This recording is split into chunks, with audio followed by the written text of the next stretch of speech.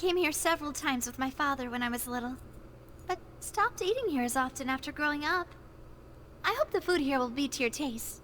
I'd imagine it looks like a nice place. Oh, don't worry. We haven't eaten at a hotel like this in a while. Paimon's getting excited already. In that case, I'll go order for us first. Please wait here a moment. Ooh, everything looks so good. People in Fontaine sure know how to enjoy life. Why, of course. Go ahead, try whatever you like. If the food's good, I'll make a group reservation for the rest of Spina di Rosula next time. And if it's not? Well, then I'll still bring everyone. Albeit with only one dish per table. You, sure have your own way of doing things. I thought we already figured that out with Navia. Oh, we called this a farewell meal, but we could also treat it like a victory feast, right? We did just win that case after all. It's certainly worth celebrating.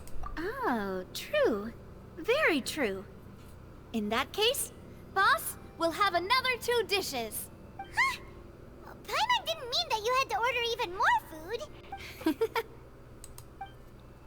Speaking of cases, do you think that the mastermind behind the serial disappearances will get caught soon now that this has all happened? Well, we've certainly taken a big step forward, but I feel that's about it. We know that there's an organization that means to dissolve these young women, but we still don't know what they are really after. If it hadn't happened right in front of us, Paimon wouldn't have ever believed that a person could be dissolved like that. Yeah, I thought it was a bunch of hoo-hockey, like seriously. That someone could just dissolve like that just by pouring a little drop of water on them. Poof, they just disappear. That's a little crazy. Right? Yet it was because this was such a preposterous notion that the investigation could never really move forward before. Ugh. If only that guy could have finished speaking. We were so close to hearing who was behind it. In such investigations, even the smallest step can seem like a yawning chasm if the trail of clues is cut off. To be honest, I don't have high hopes for any follow-up that the authorities might conduct. What? Really? Well, I guess they have been stuck for like, what, 20 or so years at least? It's not that I don't have faith in their ability. It's just that a different perspective is required in some matters.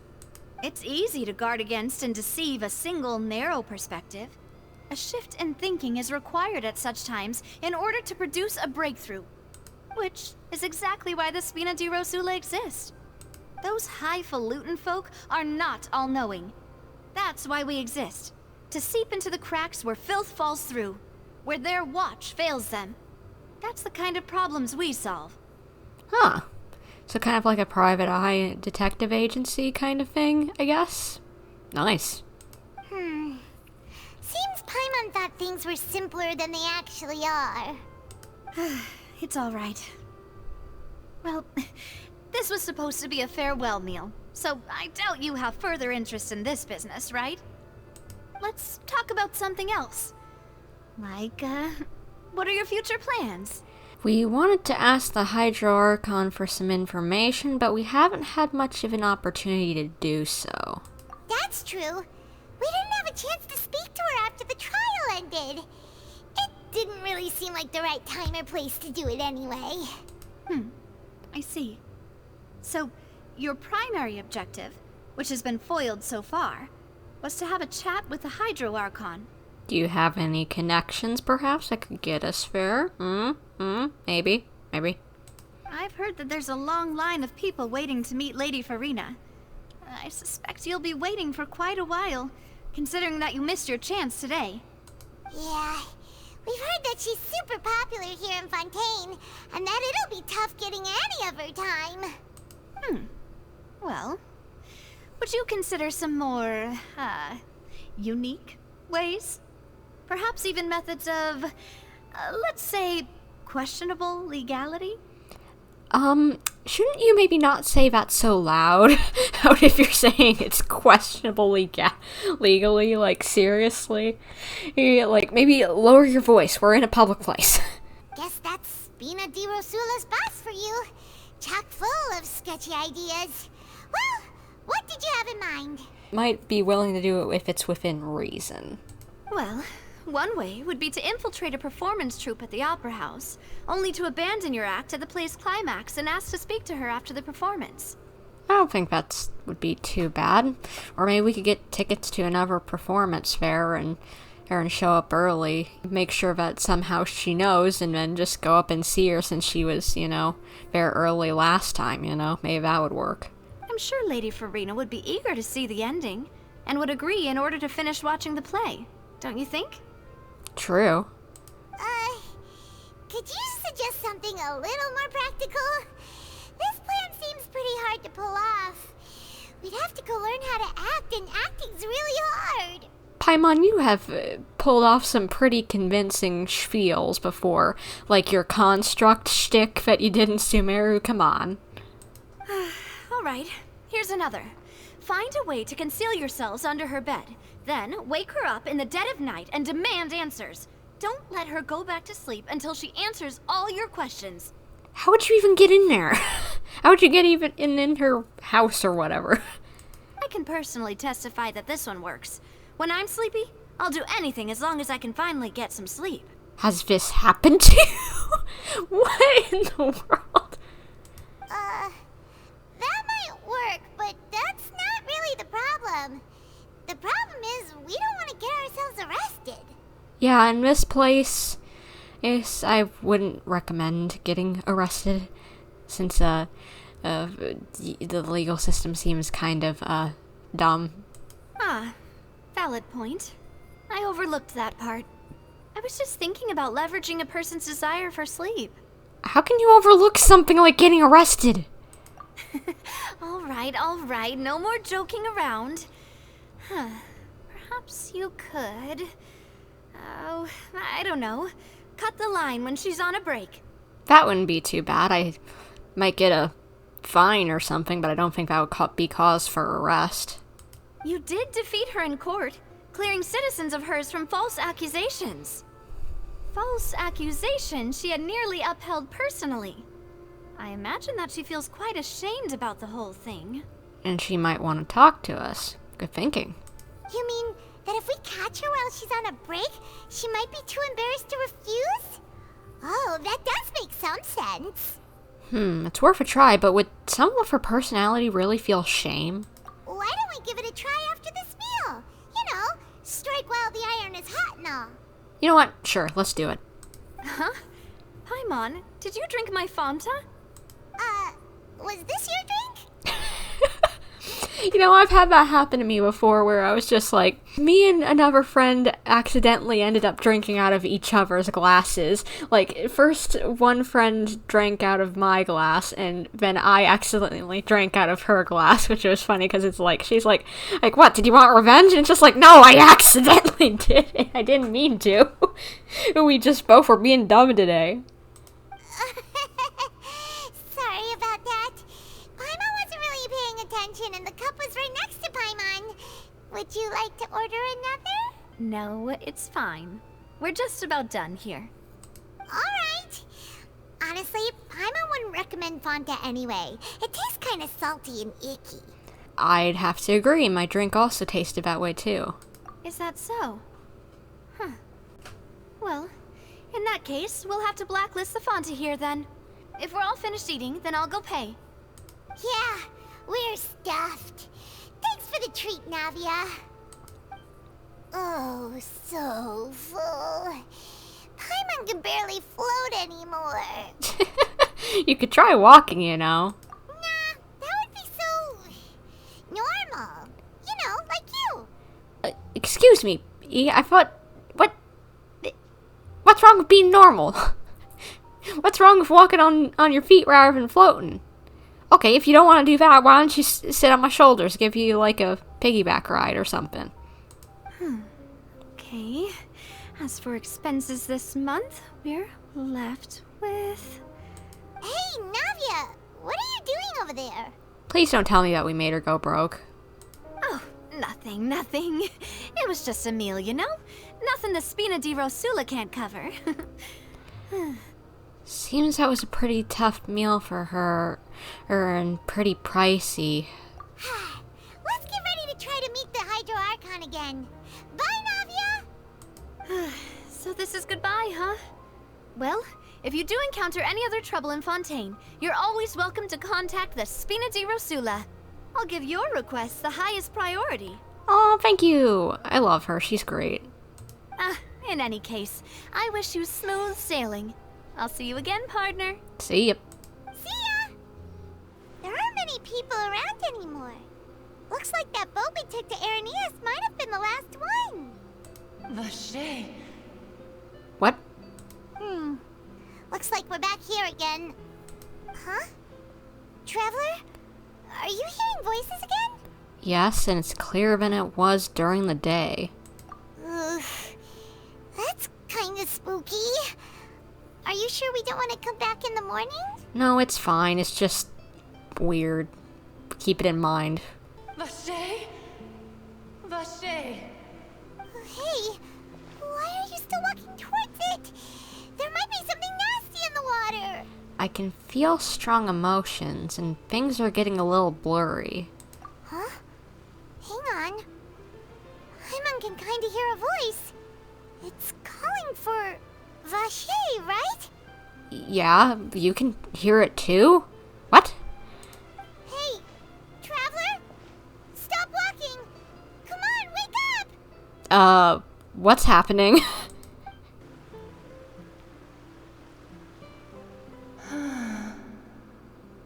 Where the heck am I, and why is there an Oceanid here? Vache. Are you my dear Vache? No, my name is Bumper. How about you? No, wait.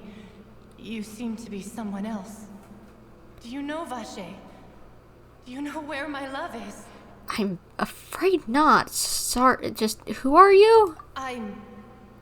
Wait. Who am I? I'm very sorry. I fear I do not know. My memories feel like they have been washed away like a flood. So many fragments dissolved amidst the tide, never to be recovered. Why does it say Oceanid with a question mark? Is this not an Oceanid? What is it? How much have I lost? How many things that I once held dear while on land have I since forgotten? You were once human? Yes, that is what I was once. But now, I am but the consciousness of one who is lost, therefore. Okay, you lost your form. What? You lost your form. You were a human who lost your form and now you're an Oceanid. Wait, does this have anything to do with the dissolving thing? Did you dissolve? I do not know how I came to be like this either. I only vaguely remember being covered in light blue water, and then all grew dim. Light blue water, could she have been one of the girls who were dissolved? I also remember going to many places. I loved adventure, loved exploring places of peril. No matter where I went, Vache would go with me. I knew how dearly he loved me, and I also loved him equally as much. But now, we can no longer go back. The pain of such parting. I never knew how heavy it could be. So, you need me to find him? No. Our reunion no longer has any meaning. There is no way for us to create any new memories. Aww.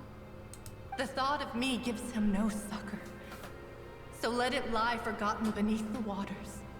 If you meet Vache, tell him not to look for me. Tell him to move on. That is the only thing I still remember. I believe it will be hard for him to forget you. Perhaps that is so. As I was submerged in the waters, losing consciousness, I saw Vache above the surface. His eyes were filled with such sorrow, such longing. Aww. If only I could have comforted him, told him that I did not suffer. Indeed, I had felt a great warmth, that means that Vache was a witness to the fact that you dissolved?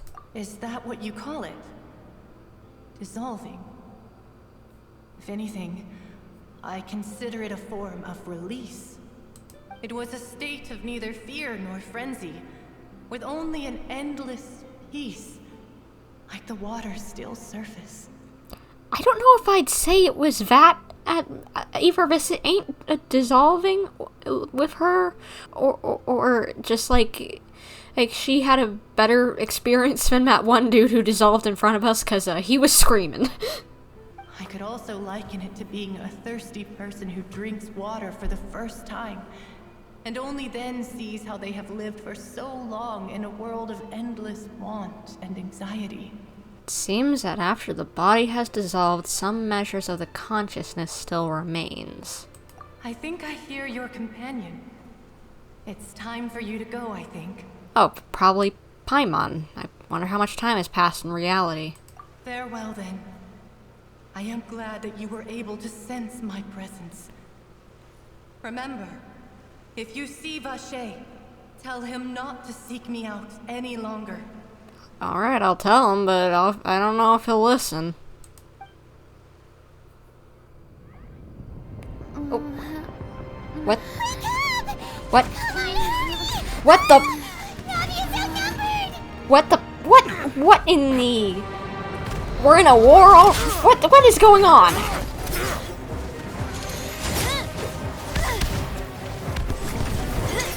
Okay, so somebody definitely knows how to fight. Holy! Nice! Demoiselle, look out! The boys can fight too. Good for you. Dear God, it's a whole army of Gardamex. Where did they come from? Why are they attacking? Is she gonna attack us? Oh gosh. No? Okay, she's gonna help us. But what is going on?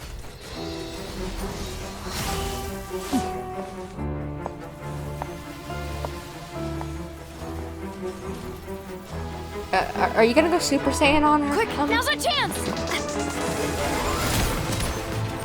Attack him from both sides, come on. Holy! She deflecting like Genji over here.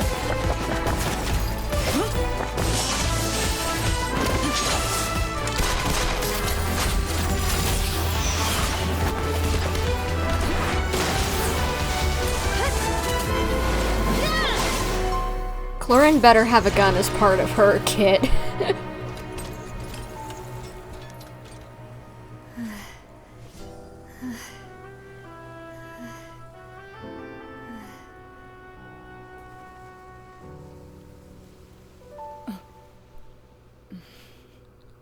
I should thank you for lending us your sword there, Clorand. But before I do so, could you explain how you managed to show up here? And can someone explain to me what I just woke up to? Because what in the heckity heck? What is going on? Why were things attacking? I was just randomly here, just enjoying a little stroll. I get sucked into some alternate void in a fountain, and now this happens. What happened while I was asleep or something? What? But fine, whatever. Clorin, how'd you get here? I followed you. It seemed to me that danger has followed you more closely as of late. I believe that following someone without their knowledge is actually called stalking, is it not? I guess, but she is like an official. So, like, maybe she was just trying to make sure that people didn't die or whatever. I don't know. Mr. Callus's last wish was for me to ensure your safety, and I will not betray his trust. He would do the same, were he alive today. Do not speak of my father! What's up with you two? Sorry, demoiselle. I was not strong enough. What? You did fine fighting, my dude. You were fine. Thank you for your aid, Miss Clorand, but do keep an eye out for your manner of speech. I believe we all wish to avoid unnecessary emotional harm. Sorry, I did not consider your feelings. Whatever. What else do you know? How did you come to the conclusion that I'd be in grave danger? I doubt I know much more than you, but I believe that the mastermind behind the serial disappearances is very powerful. Your performance tonight will almost certainly attract their attention. I'm sure they've known about me. To be honest, I'm shocked it's taken them this long to act against me. And what about these Gardamex? I thought only those associated with the Maison Gardiennage could control them. None of these mecha have serial numbers. I was sure to check a moment ago. They are not the ones used by the authorities to enforce the law. Oh. So they're like repop or something. There's like or counterfeit. I can only conclude that some powerful or wealthy party must have obtained them via illegal means, deploying them as a private force of sorts. What? Your point being that they're out of Spina di Rosula's league, then? Yes. Be careful, and do not act rashly. I will continue investigating no matter what. We will bring the truth to light. That's my father's true last wish. Well, then I want to help you because, as you know what, I like the cut of your jib, kid. Regardless, thank you for your help today, Clarand.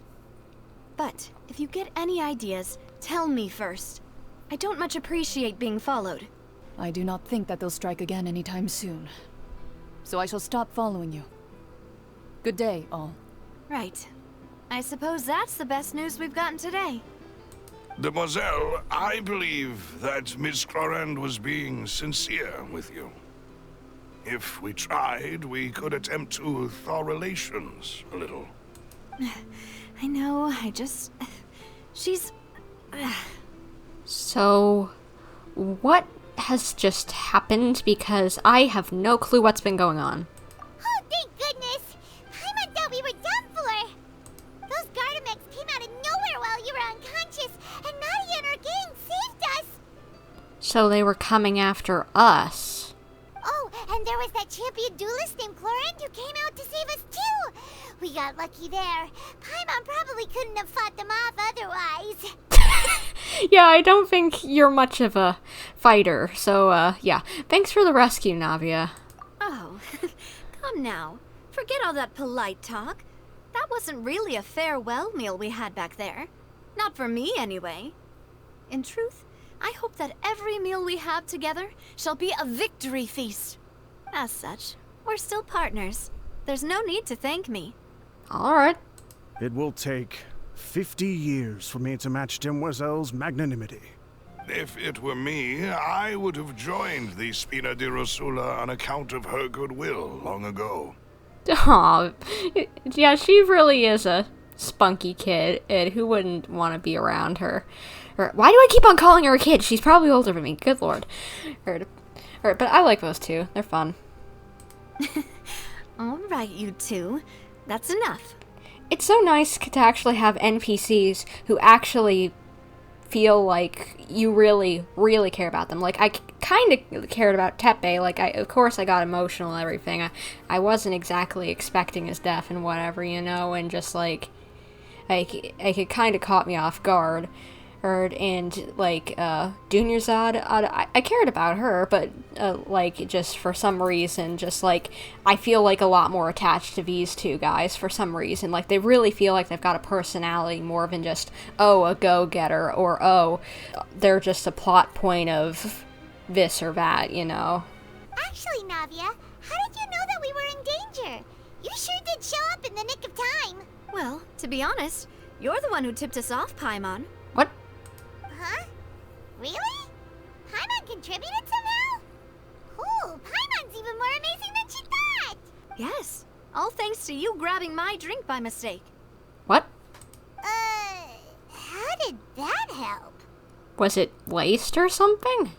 After we parted ways, I was on the way back to one of our bases when I suddenly thought of what you said. That the Fonta tasted kind of salty and icky. Wait, do you mean that... I thought it tasted strange, but do you mean that we got drugged? Fonta only comes in sweet flavors, so how could it have tasted salty? The color of the drink, if I recall, had also been a bit off. So the Fonta had been spiked with water from the primordial sea? Oh, If Paimon hadn't drank her drink, she would have been dead. Oh, gosh. Well, thank you, Paimon. Holy heck. Paimon, we would have literally had a main character die if it wasn't for your little slip-up. Good job. Good job, Paimon. Oh my gosh. We would have had a main character die. Yes. So, if you hadn't drunk that cup for me... Spina di Rosula is preparing the grandest of awards for you as we speak for saving the boss. Huh. Really? Fortunately, Paimon and neither of us are from Fontaine. Otherwise, we would have been dissolved as well. I sent people to Hotel de Boer to investigate. But whoever did this left no trace at all. That's when I figured out that you might be in danger, and hurried here as quickly as I could. But why would they go after us too? All we did was defend Linny in court and help clear his name. Ugh, now we're caught up in this mess too, aren't we? Yeah, because we probably are too close to it after defending them, as well as that they might want to...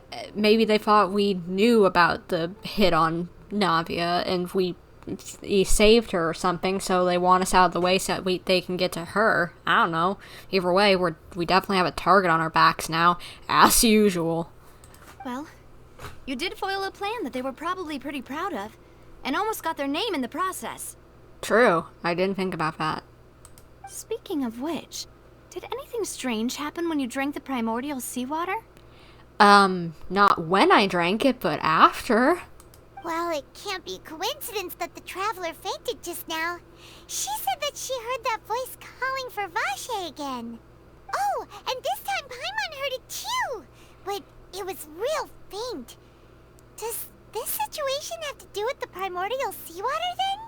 According to Lynette, the ability to hear voices like that has to do with one's sensitivity to the hydro element.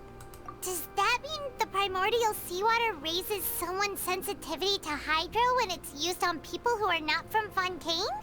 That doesn't sound like too much of a bad thing, to be honest. I also gained some new intel. New intel? While you were out cold? It's gonna be a long and weird story, but let's get into it. Well, let's hear it, shall we? The voice in the fountain belonged to one of the missing women. A person named Vache was witness when she dissolved. Oh, that is important. Vache. That name doesn't ring a bell. I suppose he hasn't stepped forward as a witness in court lately. Since he saw that young woman dissolve, he was at least at the crime scene. Yeah, it doesn't necessarily mean that he's a suspect, but definitely a witness for sure. But he never gave testimony or any information regarding people dissolving in the primordial seawater. Could he have been threatened? Maybe, but if he's still alive, we should try searching for him. Yes, thank you. This is very important information indeed. We will continue to investigate. All right, partner, I'm ready to help. Oh, you mean you'll help us investigate? Yeah, of course. This is getting pretty serious, and even if Lumine didn't want to do it, I do. Well, you did say that our farewell meal didn't really count. That means we're still partners, right? And besides, we're in this now whether we like it or not. You're not gonna let those people who targeted us get off the hook so easily, are you, Traveler? Yep, this will prove to be their biggest mistake, because I'm about to open a can of kickball on 'em. Demoiselle, do try not to look quite so pleased. You are the face of Spina di Rosula, after all. Oh, come on. Let her have her moment. Nobody else is around here. You talk too much. Well, in that case, let's head back to one of our bases, shall we? I'll arrange accommodations for you. We also have some plans to go over, and hopefully we can deepen our bonds as partners. But we'll take that one step at a time, I guess. Don't worry, you two. With us around, our base is definitely secure. It's right up ahead, but let's make sure we weren't followed first. I've been keeping watch, Demoiselle. I haven't spotted anyone suspicious thus far. Very good. But let's not let our guard down for now. I shall find rooms for our respected guests. Thank you, Malus. Now, let's continue, Traveler. Wait, are we going into the sewers? So, this is your base? It's not quite what Paimon imagined. Oh, look, it's an anchor with roses on it. Maybe that's like their logo or something. It would make sense since she's got, like, Navia has on her outfit the nautical, ship wheels on her outfit. Your accommodations have been arranged. Under the present circumstances, I can confidently say it's the best we have. Well, thank you. Well, our funds have been a little tight lately. After all, we don't allow illegal or unethical profiteering. In fact, our funds often come from citizenry who support us. Seems like it's tough times for everyone. But if you have the support of the people, that does sound like it's worth it. Yeah, true. To be honest, our financial situation was a lot better back when my father was in charge a few years ago. I'm afraid I'm not quite his equal. Ah, okay. Well, maybe you'll get to there someday. Your father... He was the previous boss of Spina di Rosula, right? How did he... Paimon, I don't know if this is what we should be talking about, because he's probably dead, it sounds like. Demoiselle, if you'll allow me to explain. No. I'll explain it myself. I suppose I couldn't run from this topic forever. And, as partners, this is something I hope they can understand. My father's name is Callus. Yes, the same one they call Callus the Unfaithful in the streets. 3 years ago, he was accused of murdering his own friend. But he chose a duel to defend his honor instead of standing trial. He died in the duelist's ring. Ouch. Oh no. But I do not believe my father was a murderer. I'm sure he was set up. Well, maybe we can prove it during these quests. Crossing my fingers.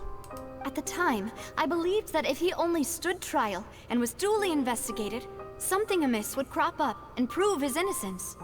But there's no point in investigating a dead man's case. Yeah. But strangely, he not only requested the duel himself, but rumor has it that even after being seriously injured, to the point where he could be deemed as having lost the duel, he refused to surrender, determined to die in the arena. Was he trying to prove something? 3 years later, I still don't understand why he did that. How could he protect his honor if he's dead? If anything, he gave up his chance to defend himself. It does seem really odd. Why? Do you have any clues as to why? The closest piece of info I have is that my father had been investigating the serial disappearances case at the time of his death. Maybe he somehow left a clue through his death? I don't know. Ah, so that's why you're so determined to get to the bottom of that case. That's right. I've also tried to investigate the murder my father was implicated in, but I haven't found a single new clue in my countless reviews of the investigation records. However, I believe that if the murder case is related to those behind the disappearances, they must know something. I must know what really happened. Was my father coerced? Framed? Even if he really did kill his friend, I must get to the truth. Well, I want to know now. I'm invested. If only he'd been more open with me when he was still alive. He even hid the fact that my mother died due to complications when giving birth to me. That is, something not to withhold information-wise from your kid for too long of a time. Maybe keep it away whenever they're younger, but I'd say she's probably an adult and he only died a few years ago. What took you so long, my dude? And now, here I am investigating his death. You really are a handful, aren't you, Papa? Seeking truth for the sake of your family. You know, we're quite alike in this regard. Demoiselle, please, if there is anything I can do, anything at all. Aww. I like Silver. Or, like... Gosh darn, I think I have a crush on an NPC. Tepe was just cute, but I like you. You're chaotic and you're sweet. I also will never believe that Master Callus murdered anyone. There are none whom I respect more than the two of you, demoiselle. Master Callus did so much good in life, yet all it took was one murder case for him to be dubbed Callus the Unfaithful. Even our supporters decreased greatly due to that incident, hence our strained finances at present. Wait, if Callus was such a good man, wouldn't people at least be a little suspicious when he was accused?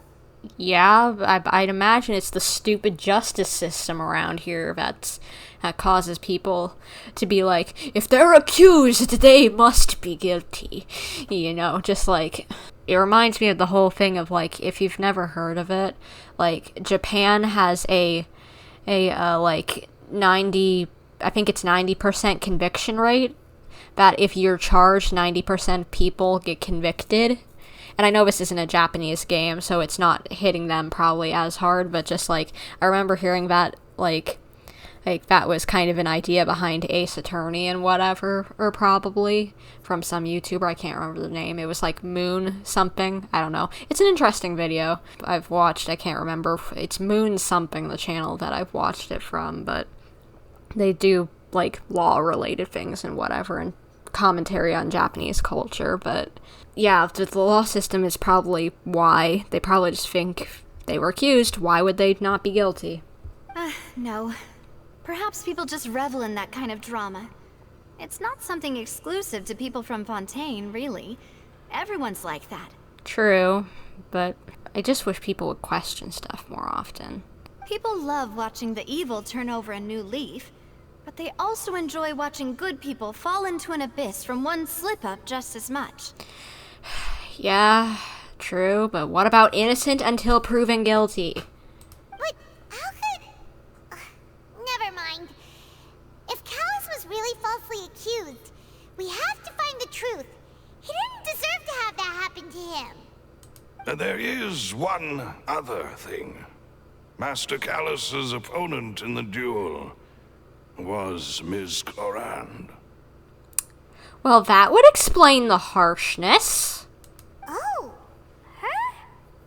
Well, then, isn't that as good as saying that she was the one who killed him? No wonder the mood was a little strange between the two of you. Yeah, that's not the sort of thing that you can just let go and move on from. Ms. Clorand has always placed great emphasis on the honorable nature of the duel. If her opponent doesn't yield, she will not stop either.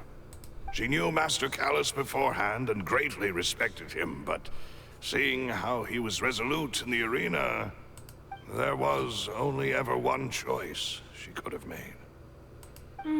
It's not that I don't understand her at all, but I just can't deal with this yet. I can't blame you. Even at first, the whole thing of just like exactly as you said, she killed your father. That's not something you can exactly move on from. I don't care if it was in a duel to the death or whatever. She killed your dad. Don't worry, Navia. Paimon knows how you feel. You don't have to force yourself to do that. Afterward, Ms. Clorand told us that at the start of the duel, Master Callus requested that she ensure Demoiselle Navia's safety. Then that indicates that he intended to die in that duel. Yes, that is our understanding as well. Oh, Papa. What madness drove you to ask the person who killed you to take care of me? All right, anyway, that's the information I wanted to share with you. Even if it did sound like I was just complaining towards the end. No, it's alright. I understand how important this is to you. Thanks. You two should go and rest. This was quite a day after all. Yeah. Paimon's beat. Please, relax and get some sleep. We will ensure you rest soundly. Well, good to know I got some bodyguards. Thank you, good sir. Whether it be responsibility for Spina di Rosula or Master Callus's death, it all landed on Demoiselle's shoulders so suddenly. This won't do. I must become stronger. Aww. You're sweet. I like you. I like Silver and Malus. They're great.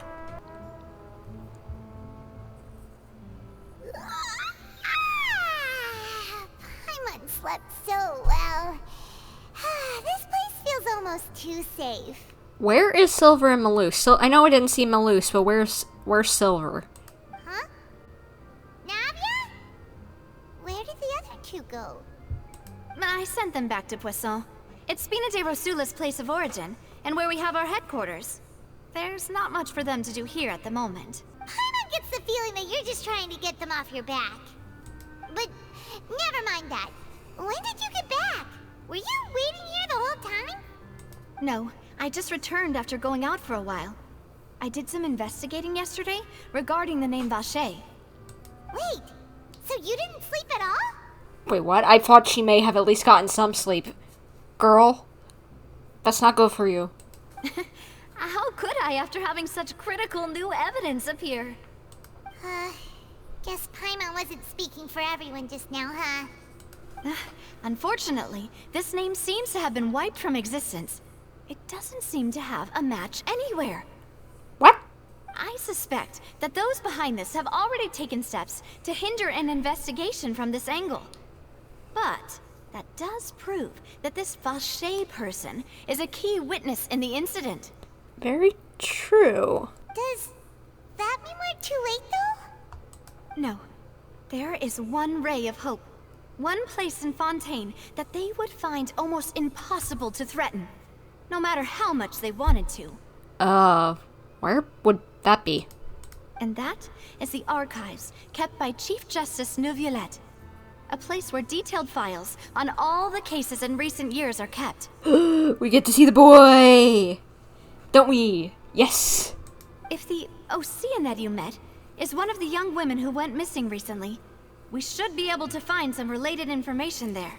So Neuvillette maintains an archive of case files? Whew.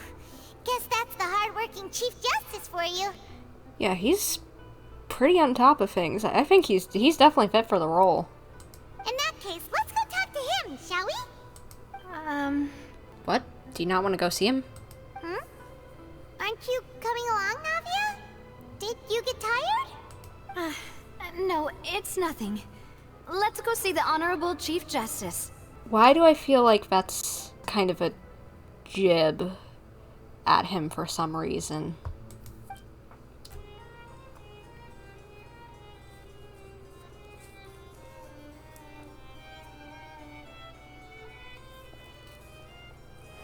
Halt! Please state your business here. The Chief Justice is presently occupied with official matters. The Melusines are so cute. Huh. This place does look pretty heavily guarded. Guess that proves that Neuvillette's files are really secure. Hey, don't you recognize us? Huh? Who are you? Just to be clear, I don't care who you are or who you might be related to. Our rules make no exceptions. See? They've got great discipline, too. Yep. Paimon can tell. If you're here just to crack jokes, I can point you towards the exit. Unlike some, we're busy, so please leave if you don't have a reason to be here. They're so cute. She sounds so just like... she sounds so chubby, you know what I mean? Just... oh, I love the Melusines. They're so cute. No. What I meant to say is, shouldn't you remember us from a few days ago? We were at the trial of the great magician Linny. Oh, yes, I remember. I read about it in the Steambird. You must be Linny's attorneys. It's all coming back to me now. We're here today to report and archive some information on a follow-up case. Huh. Is that even a thing? Well, it is now. Because, well, we've got a follow-up to that case, and Neuvillette probably would want to know, so... Of course. Don't worry. We're here on official business. You can trust us. All right then, I'll let you through. The Chief Justice is just inside. Thanks so much.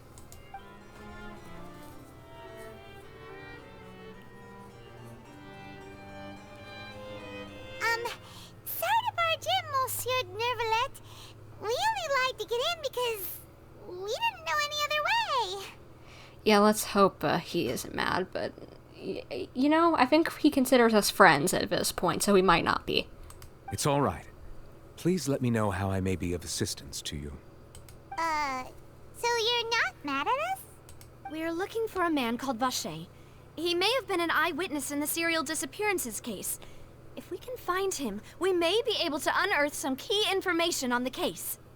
Ah, I see. In that case, please wait here a moment while I browse through the files.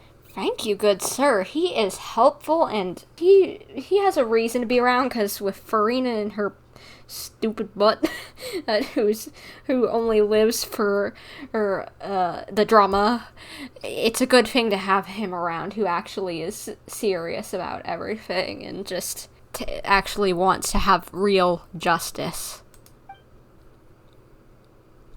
Who knew that Neuvillette would be so easy to talk to? I love him. He's great.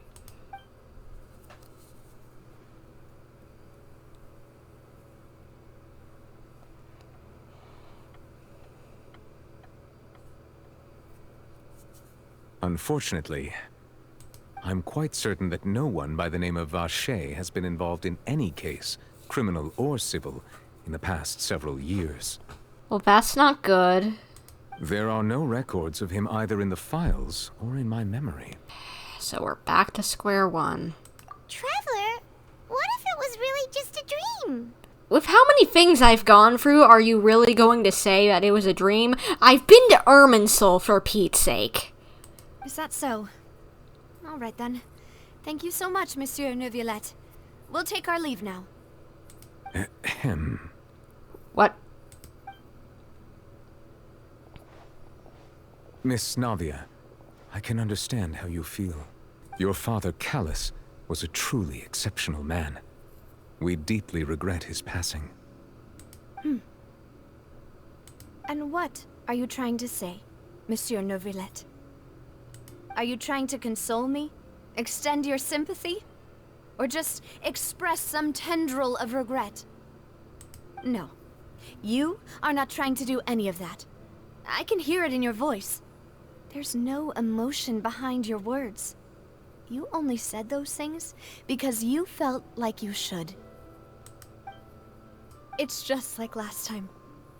After my father took his place in the duelist ring, I pushed through the guards to talk to you as a last resort.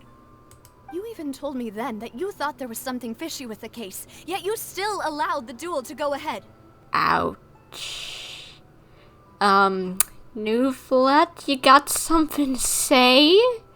'Cause, I still trust you, but, you should have gone with your gut, I have a feeling. In your eyes, the value of a human life is nothing compared to those cold laws you hold so dear.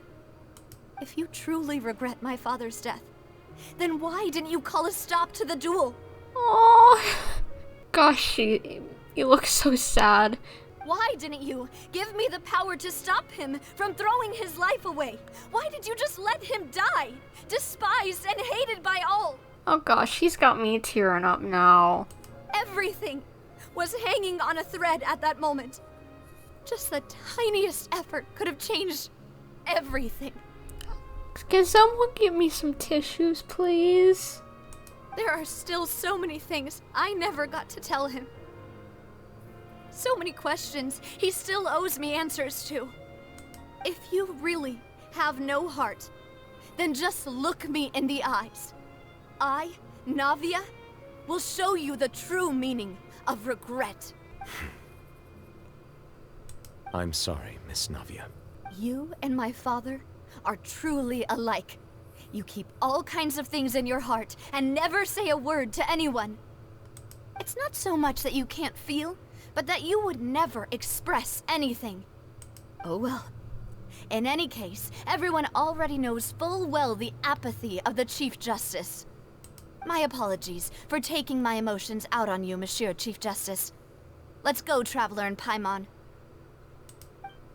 Well, that went downhill quickly.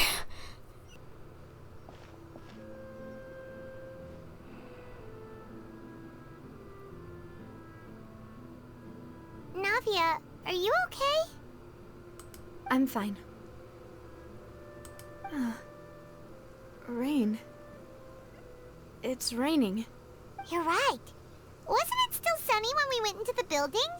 And there shouldn't be any active trials today. How strange.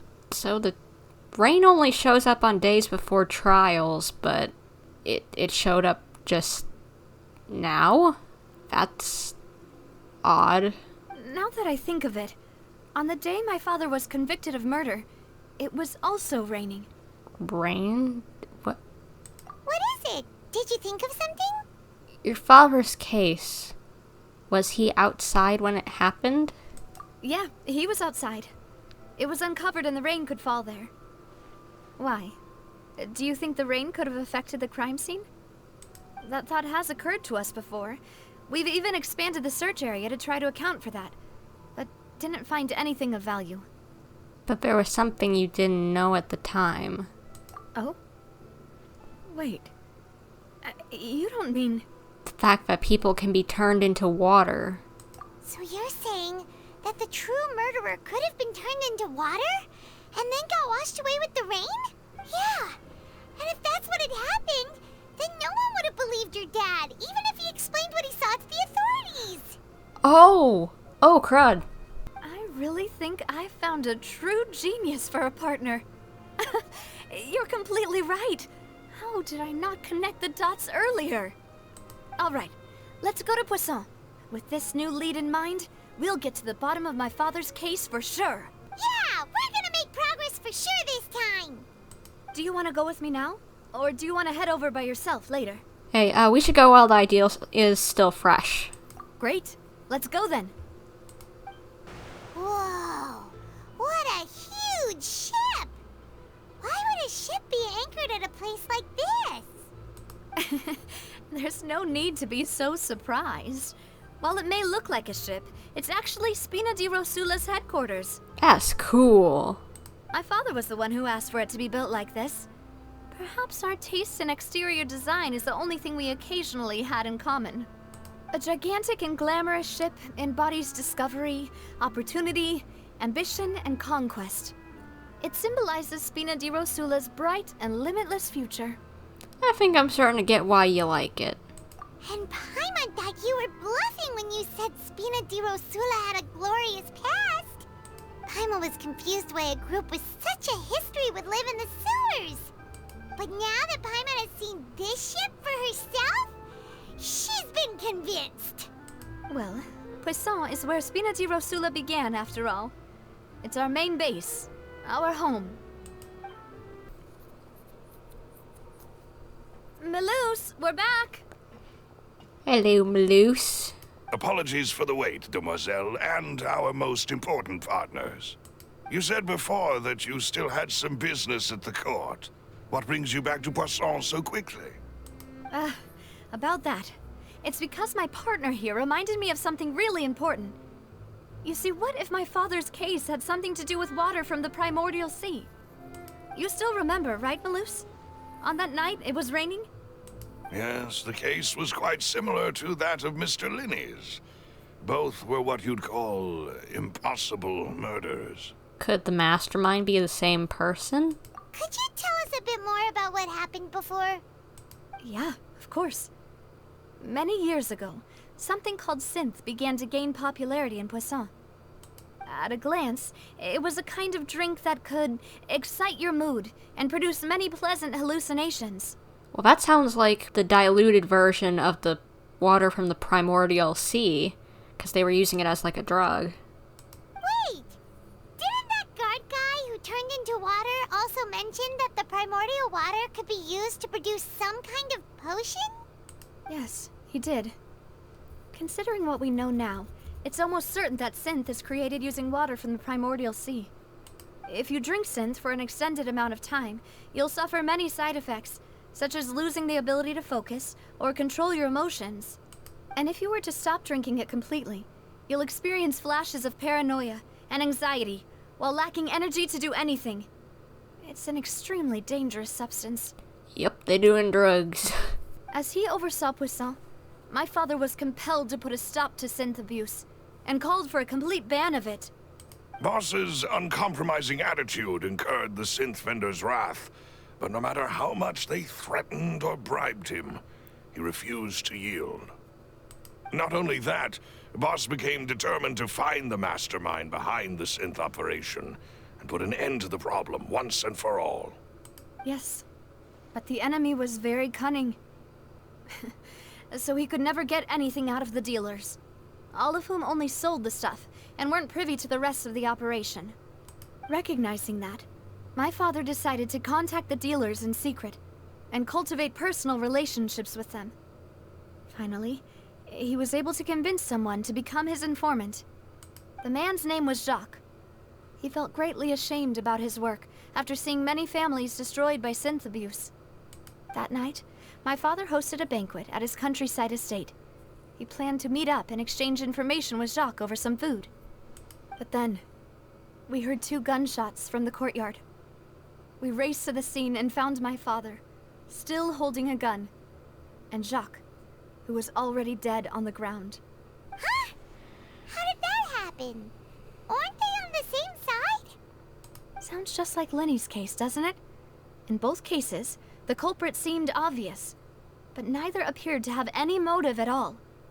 Looking back on it, though, I now believe the most important clue was something we all overlooked at the time. There were pieces of clothing left at the scene. So they could have belonged to someone who got dissolved, maybe?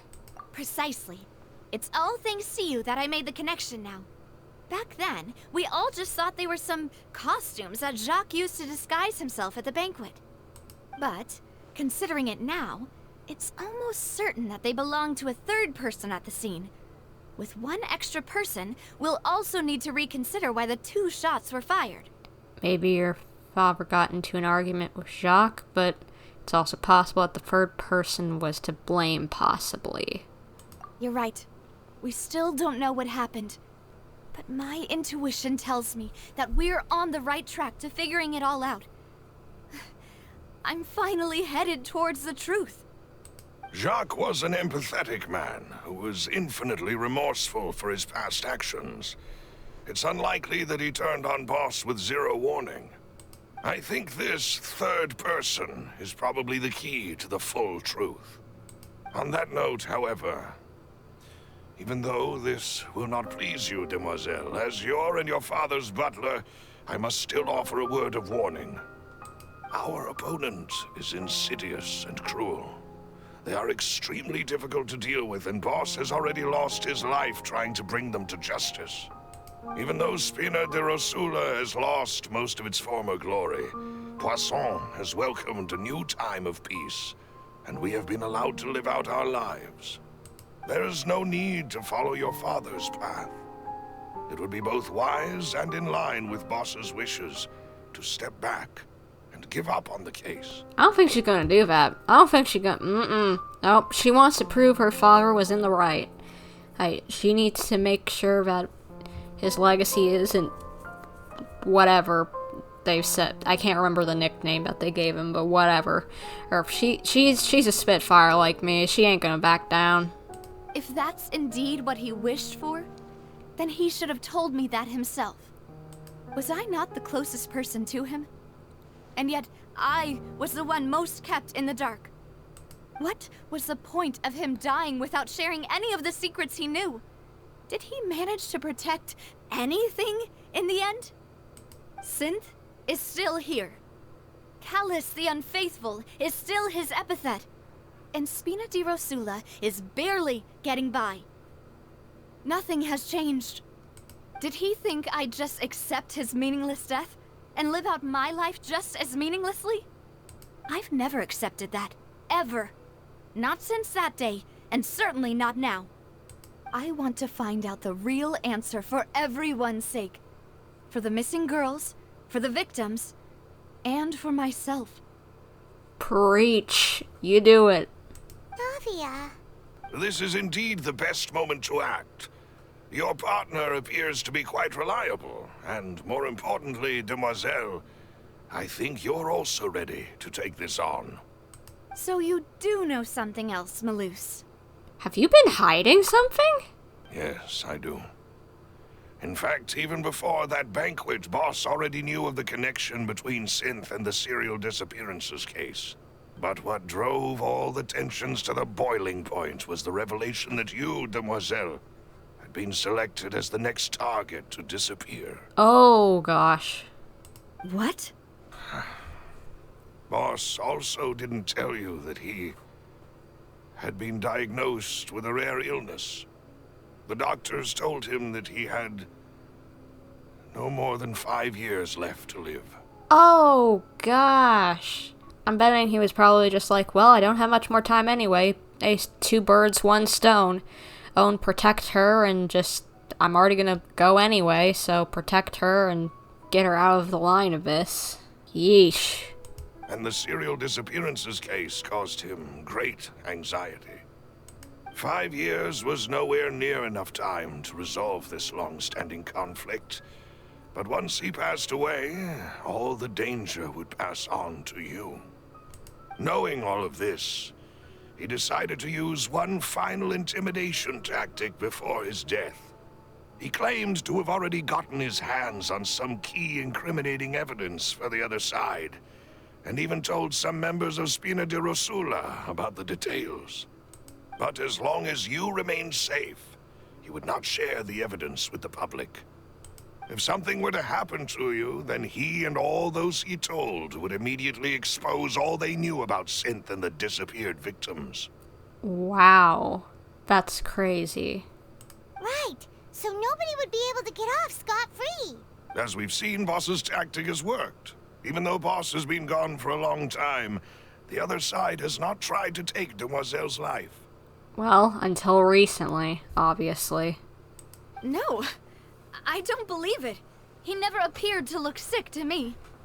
No father wants their daughter to see them weak and haggard, especially someone as proud as Boss. Sounds like the whole Tiana thing, if you ever watched Princess and the Frog. Her dad was pretty worn out, but he didn't say anything. To him, dying in a duel and suffering lasting dishonor as the unfaithful were still far preferable than losing face in front of his daughter. Aww. That's really sad. So he chose to die in silence, so that he could protect me. I'm afraid you're not understanding this correctly, Demoiselle. What Boss wanted to hand to you was not a parasol, but a sword. If Boss's spirit could hear you telling me that you want to find the answer for the sake of everyone involved, I'm sure he'd be extremely proud. That fool. Couldn't he have just given it to me straight? No. He might have set up everything precisely because he never thought I'd be able to understand him. Is that the amount of confidence he had in me? And what if I was never able to make it to where I am now? She wanted to give you the choice to live how you want. Yeah. I suppose that's true. With the way he'd set things up, if I had wanted, I could have just lived out my life without a care in the world. But thankfully, he rarely talked to me about complex matters, and thus understood little of me as a person. In this case, he really didn't need to give me an easy way out. Malus, what was the key evidence that he shared with you? It's the location where synth is produced. Essentially, it's the enemy's headquarters. Well, hand it over. I'm about to open a can of butt kick on him. When he was threatening the enemy, Boss didn't share the specifics of the incriminating evidence he found. But if you want to use it against the enemy, you'll still have to take several things into consideration. Why? If we know where the place is, can't we just go storming in? You mustn't forget that we're fighting against a mysterious and dangerous organization that's been in operation for decades. There's no telling what might be lying in wait at their headquarters. We also have no idea what kind of evidence we may be able to find inside, nor what people we may be able to capture. But a single visit to their headquarters would be tantamount to a formal declaration of war. Very true. The worst case would be that we leave empty-handed. but also open ourselves up to full retaliation. Well, what about if just me and Paimon go? Kick some butt. At least you guys wouldn't be on the line, and it wouldn't be anything new for us to have our neck on the line, you know? Then, in that case, why not work with the Fontaine authorities? Well, you saw one of them dissolve during Mr. Linney's case. We have no idea just how thoroughly they may have been infiltrated. Well, we don't know about that. Don't know about us either. You could never really know if Spina di Rosula wasn't infiltrated either. Huh. That's true. Seems my father really had no choice. But things are different now. It should be a lot easier to prove the other side's guilt, now that we've connected Synth with the disappearances case. You sound like you've put a lot of thought into this, Maloose. I am the butler, after all. I live but to serve the boss and Demoiselle's will. Plus, he's probably had like 3 years or so to think about it. I've always been willing to take on any kind of risk for your sake. But considering my relative lack of ability, I've spent my time keeping secrets, performing basic investigations, and waiting for the right time to come. Thank you for all of that, Maloose. Have you discovered anything new in the past few years? Let me think. One conclusion I came to was that the enemy must be quite familiar with Spina di Rosula, or at least have an informant planted here. What did I say? You don't know that even your own people haven't been compromised. When I announced orders to the organization's members on Demoiselle's behalf, I used to deliberately keep a few people in the dark and observe the reactions of the synth vendors. If the vendors didn't change their plans, then the individuals informed of our orders must be innocent. If the vendors packed up and fled, however, then someone must have given them the news. Well, have you figured out who it is? Because we need to talk to them probably and interrogate their butts. After several rounds of testing and investigative tracing, I've narrowed the suspect list down to 3 people. The first is Florent, Spina di Rosula's senior advisor. Huh? Florent? Yes, surprising, isn't it? He was one of the people Boss trusted the most, which also means that he was someone who understood Boss really well. Thanks to his position within Boss's innermost circle, he always knew our upcoming plans and could thus avoid capture this whole time. There's someone else like him too. Marcel, the head of Confrérie of Cabrières. Uncle Marcel. What's this Confrérie? It's a guild in Poisson. Boss helped it to grow to its current size and prominence. In the beginning, they were only reselling some daily goods, but now they're one of the richest guilds around, with a lot of business connections in the city. So, they're like a sister organization of Spina di Rosula? Yes, you can say that. When we were fighting against the synth dealers, they provided us with plenty of support. It's a bit difficult to imagine someone using their own money to hunt down themselves. Or using money to, fund their operations but make it seem like they're hunting down themselves. The final suspect is Thierry, the man responsible for coordinating information between Spina di Rosula and the guards. Although the guards mostly leave us to our own devices, there are still many activities we have to report to the local authorities. Since Thierry is always in the know about our current activities, he could theoretically always plan one step ahead. The fact that we just saw 2 shots of him rather than 1 also makes me look even closer at him. Or he could be a red herring. They could be trying to throw him into our brains more so that he could be a red herring. I see. These are all people who I communicate with quite regularly. To think that the enemy we've been fighting against has been right next to me all along, among those I trust the most. It's almost too hard to believe. If you want to investigate them, please take every precaution to not alert the quarry. Judging from our experience, the enemy is extremely cautious. True. We don't want to tip them off and cause something to happen to where they get it dissolved into water.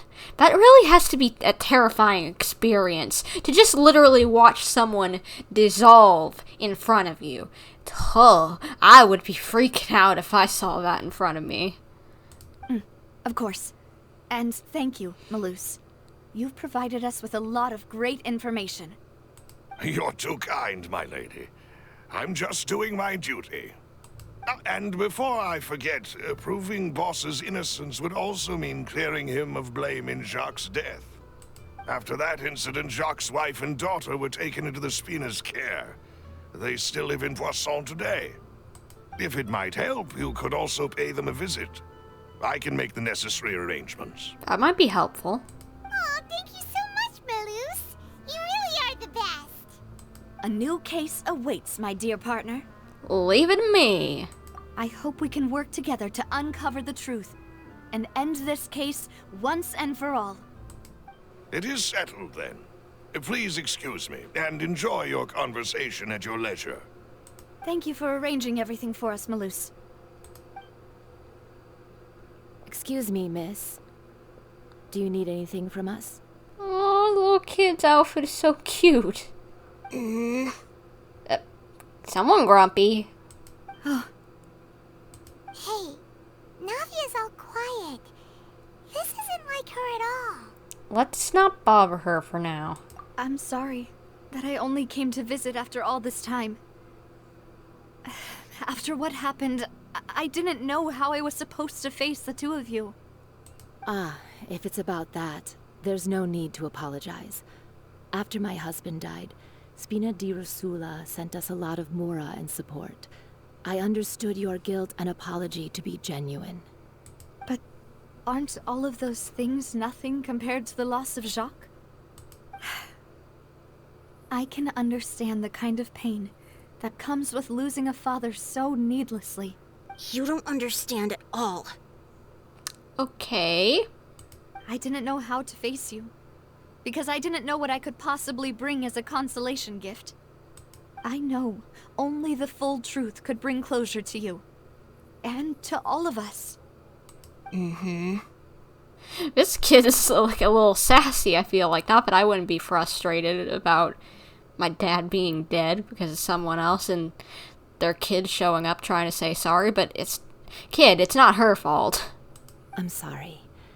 I appreciate the sentiment, but you don't have to carry all that guilt. On the matter regarding my husband, my daughter and I have more or less found our answer already. Would you mind sharing it with me? I really can't believe that my father could ever bring himself to shoot Jacques. I always knew that my husband's money was earned through others' suffering. He told me countless times that if he could turn back the clock, he would never go into the synth business again.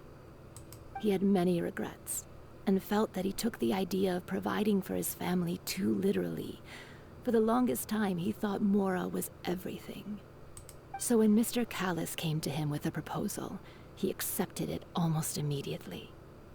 He tried to be as careful as he could, but even so, he was still found out by the higher-ups. They found out about his betrayal? Papa didn't say that exactly, but Papa did tell me that I should never be ungrateful. Before he left that day, he told me that he had no choice. It was only later that I realized it was his final farewell to the two of us. Wait, does that mean someone ordered Jacques to take out Callis? I don't know that for sure, but you could say that's the conclusion I eventually came to. Which is why I'm the one who should feel guilty. Callis had always taken great care of us, both when he was still alive and after he passed away. Even if he fired the shot that killed my husband, it was likely in self-defense. It is impossible for me to hate him for what he had done. Well, good to hear that at least you people aren't gotten any animosity in between. Maybe the kid does, because she seemed a little grumpy, but that's okay. Kids aren't always going to understand everything. It's hard to explain some things at that age. But Mama, why is Papa still the bad guy if he did the right thing? Papa always wanted to be a good man, So why did he have to do a bad thing in the end? Well, things aren't always as they seem. You still feel like your papa was a good man, right? Yeah. Papa was a really good man. The best in the whole world. Then you should hold on to that. If a good man had to do a bad thing, then he must have had his reasons. Regardless of whether he left you a parasol or a sword.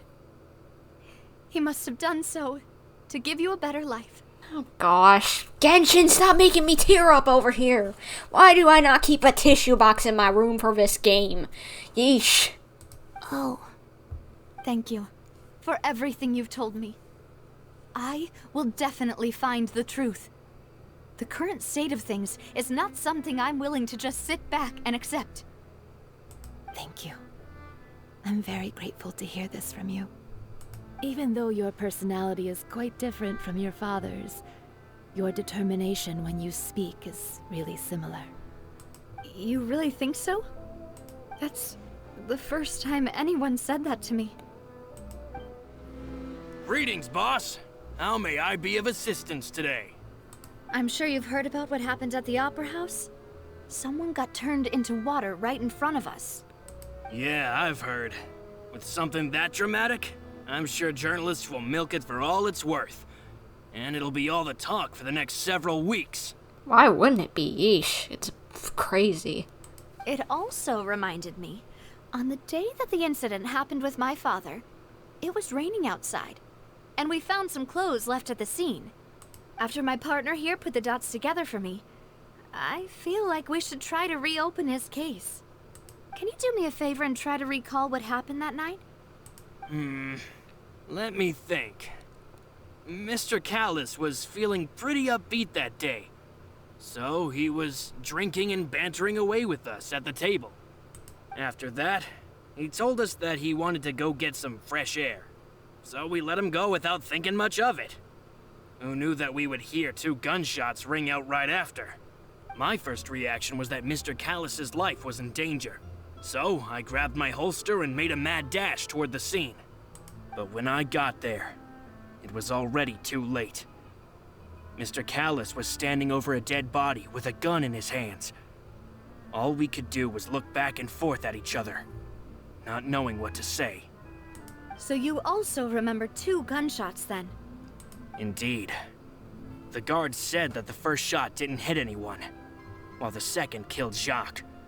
But I've never really bought that explanation. Reason being, Mr. Callus had left his gun on the table. I even made sure to confirm that before running to the scene. But according to the guards, that doesn't mean he couldn't have had other guns on his person. True, I guess, but... About the clothes left at the scene that you mentioned. Do you think there was a third person there who was turned into water? It's very possible. At least from our perspective, my father had no reason to kill. So he would also have no reason to bring an extra gun with him. The gun he was holding probably belonged to Jacques, or a third person on the scene. Maybe he picked it up like, oh my gosh, this person dissolved, what the heck, you know? I can't explain the 2 gunshots, though. Maybe Callus dodged out of the way of a gunshot? I'm reaching here, aren't I? I don't know, I just want to figure this out before it happens, because I like doing that. Yeah, that makes a lot of sense. So you're saying Mr. Callus ended up with the gun because he seized it from one of the other guys? But hold on. If that's what had happened, then why didn't he share the truth with any of us?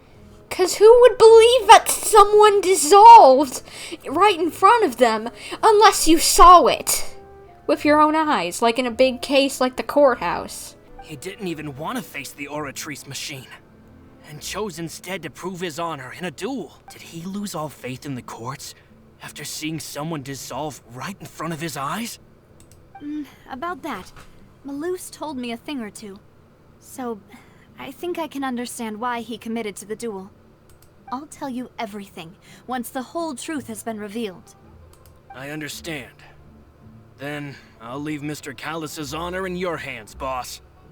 And if I may just say one more thing. The whole Callous the Unfaithful epithet has been a thorn in my side since the day it was invented. Many people have laughed at me for still calling him Mr. Callous, even after so many years have passed. But it was Mr. Callous's trust that allowed me to rise through the ranks of Spina di Rosula and live the life I lead today, no matter what others might say. He'll always be the man I respect the most, and he'll always be my boss. Don't worry. I will definitely find the truth. You and all our other comrades at the Spina deserve to know the truth as well. Hey, Thierry, it's me. Oh, now, what brings you here, Miss Navia? I've heard that you made quite the name for yourself at the Opera House. Oh, so you've caught news of that already. Oh, okay. Hey, I'm also a member of the Guards, you know. The way you make it sound, people would think I was sent off to Poisson because I had done something wrong. He's either a big red herring because he seems suspicious as all get out. I'm already suspicious of him. Are you sure there isn't a little bit of truth in that? Under normal circumstances, shouldn't you have been called back to the city already? I mean, where I work is really up to me. Let's just say I enjoy the ambiance of Poisson. Callous did a fantastic job running the town, building Spina di Rosula from the ground up and clearing many obstructions in my way.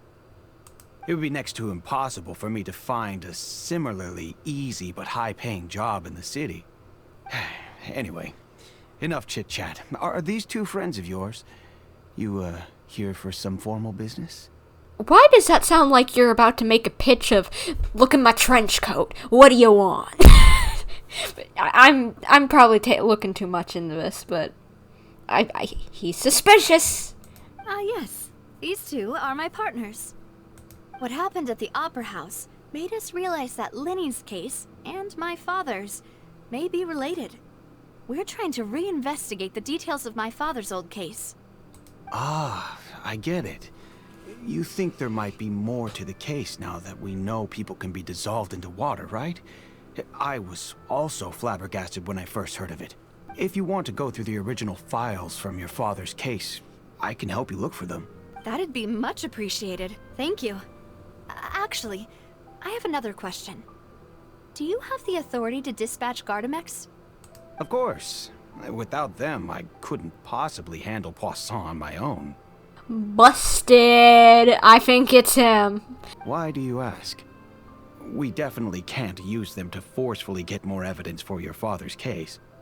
Well, you see, just recently, we were attacked by a horde of unnumbered Gardamex in the city.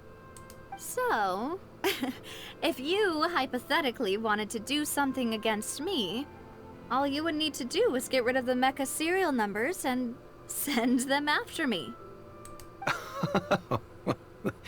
Then you think too highly of my abilities. Dispatching mecha is very different from controlling them. If I had to make an analogy, when you order a dish, the chef will make it for you. You can ask the chef to cook, but not to massage your shoulders or carry your baggage. If you try to make unreasonable demands, the chef would just think you're out of your mind and ignore you completely. The same goes for me and my Gardamex. Removing a serial number is also not as easy as you might think. There are a lot of complex steps to it, and it's almost impossible to keep it a secret. What are you talking about? All you gotta do is scrape on the metal long enough and the serial number's gone, probably. So I can promise you, those mecha were definitely private units. They're certainly not cheap. So, whoever their owner is must be super rich, powerful, or both. Now that you mention it, though, being in the synth business would definitely be profitable enough to afford this. Or maybe be that extra commission that's like the sister thing to Spina di Rosula that they mentioned before. I still think you're sus. Oh, then you're officially in the clear, Thierry. Oh, well, thank you for the vote of confidence, Navia. Jokes aside, I'd like to wish you all the best with your investigation. I'll be staying in the city for a little while, so Just come find me if you need any support from the guards. Hello. How may I help you? I'm here to see Marcel. Could you please let him know? You can just say Navia's looking for him. Sure. I will let him know right away. Navia, hello. Sorry to keep you waiting. I'm not as young as I used to be, so my legs are giving out a bit. Oh, it's all right, Uncle Marcel. There's no need to stress. I just wanted to talk to you briefly about what happened in the Opera House. I'm sure you saw everything too, right? Yes, I've never seen anything so strange. Oh, you were at the Opera House too? That's right. I went there with Navia to see the magic show. Who knew it would turn into a whole murder mystery? I also witnessed your marvelous sleuthing work. Quite impressive. Why, thank you. To beat the Hydro Archon at her own game on her own turf, I can already imagine everyone in Fontaine discussing your exploits over a few glasses of wine. Oh, Paimon doesn't want to become the talk of drunkards. I don't think he means it in that sense. Apologies. It's just how Fontaine is as a nation. Everyone loves drama and theatrics. Uncle Marcel, you've also noticed that other thing, right? The fact that humans can dissolve in water? Yes, I was reminded of your father's case right away. Is that what you're investigating now? Exactly. I still don't have much solid proof, but I can sense that the other side has already begun to act. The fact that he already connected it is a little suspicious. I'm watching you, bub. Oh, and what makes you say that? We were attacked on Araneus by some unnumbered Gardamex.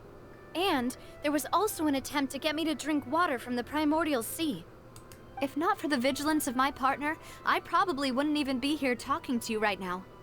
Oh, you're giving us too much credit. Wasn't it you who protected us?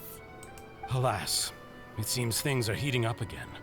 The peace that Callus sought so dearly will soon become a thing of the past.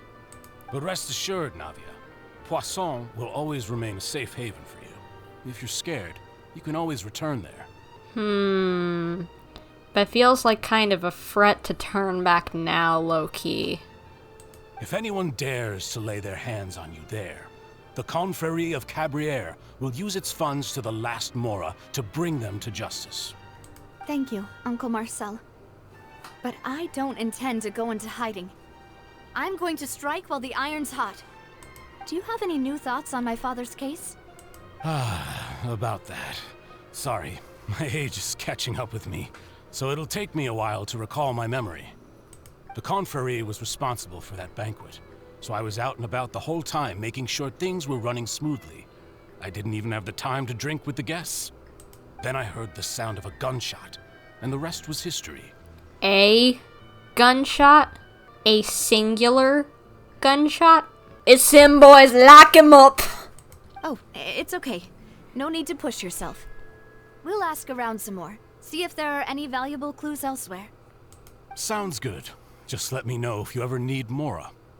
All my wealth comes from Callus's patronage and support. I'll spend however much it takes to clear his name. I remember the I look think on my it's retainers' Marcel. faces when I informed. Alas, why do these kinds of things happen to the kindest people? You're bluffing! You're bluffing!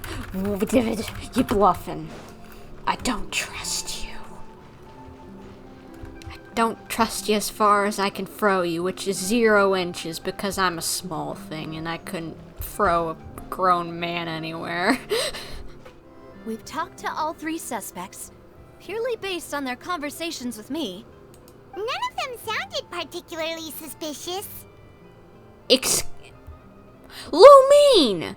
None of them stood out? Lumine, you're supposed to be smarter than this. Dude said 1 gunshot when everyone else says 2. What's going up on that brain? Obviously 0. 0 going up on in Miss Brain. Lights on, nobody home. Oh my gosh. Fine. Yeah, none of them really stood out as a suspect. I suppose that's to be expected, though. If a single conversation's all that's needed to find them out, then my father wouldn't have needed to investigate the case for so many years. Anyway, even though we didn't make a breakthrough, let's still compile what we were able to find. But where should we start? Jacques' motive. Ah, you're right! Flora mentioned that Callus probably only ended up with the gun because of circumstance. That makes sense.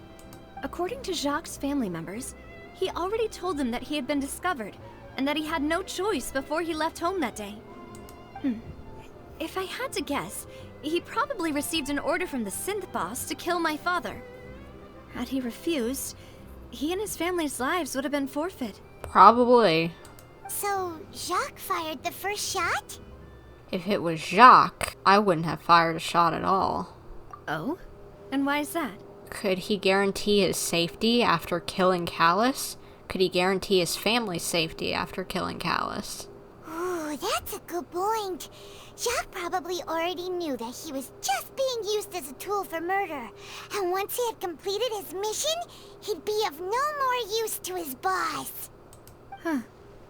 So, what would make more sense from his perspective would be to turn his back on the order and seek protection from my father.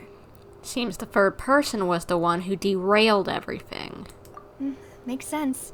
But without evidence, that's still just a theory. Besides Jacques, the attack from the Gardamex has been bothering me quite a bit as well. It's obvious that our enemy has become more antsy after the secret of the primordial seawater was revealed. Do you think he knew, even then, that we'd follow this lead to the end? Given everything that's happened since, it's quite possible. But who among the three suspects would have the ability to control privately owned Gardamex? Marcel. Uncle Marcel? My father did really trust him. And they worked together on a large number of projects. Maybe that's how he got to know Jacques. And with funds from the Confrérie, he could also afford a large number of Gardamex. It's still really hard for me to imagine, though. After all, Uncle Marcel has been around since I was just a child. Also, wouldn't this mean he has been spending a whole lot of mora and energy to fight his own synth business? Maybe it was someone else, then. I seriously thought I was onto something, because he said he heard one gunshot. Not two. How is that not it? It's literally just one little thing of text that, if you don't pay enough attention to, you lose. That should have been the obvious clue, in the sense of just like, if you pay enough attention, that's it. But that's one of the best kind of clues that you can do. Just one little slip of the tongue. That if you don't pay enough attention to, it doesn't matter. But if you do, then they're the one. You know it. But I don't know. Thierry. Thierry, you say? It is possible that he's figured out a way to convert the Gardamex for personal use. But I didn't feel like he was lying when he was talking to us about the mecha. I also don't think he'd be able to keep that kind of tampering under wraps. Yeah, but he seems sus as all get out. He could just be a red herring, but still... Yeah, had he actually tampered with the mecha, we'd be able to prove it with a simple check of the guard's inventory. If the mecha were taken from the guards, it should be pretty easy to find out when and how that happened. True. Guess it was someone else. I think it's Florent. Florent? It is true that he was closest to my father, and thus had the best chance of learning about his dealings with Jacques. But as Spina di Rosula's advisor, his work mostly deals with personnel and security, so he shouldn't have much means when it comes to finances. Are we about to say all of them aren't the one? So you're saying he's too broke to afford a mecha army? Exactly. He can't. And even if he could, I don't think he would be able to dispatch a whole group so quickly. Is it all three of them working together, or is it Malus feeding us lies? Who could it be? I think it has to be Marcel, because he only heard one. That's so out of place. You know, if you think everything through, Uncle Marcel is indeed the most suspicious of them all. I knew it! Like, as I said at the beginning of this sleuthing of talking with Navia, it had to be him. Why did we go around in that roundabout thing? He has the money. He's faking being old for his memory thing. Like, for not being able to recall things. He'll say that later if we confront him about the 1 gunshot. He'll be like, oh, I'm sorry, I probably forgot it was 2. But he heard 1 gunshot. That is so weird. Could we be missing other suspects? Malus didn't know about the people turning into water thing when he narrowed it down to these 3, did he? Malus has always been very reliable, and his judgment of others' trustworthiness has been fair and well considered. When he laid out his case for the 3, the rationale he gave me made a lot of sense as well. The suspect is knowledgeable about the Spina's internal affairs, has the means to dispatch Mecha to assassinate us, and possesses significant intellect and foresight.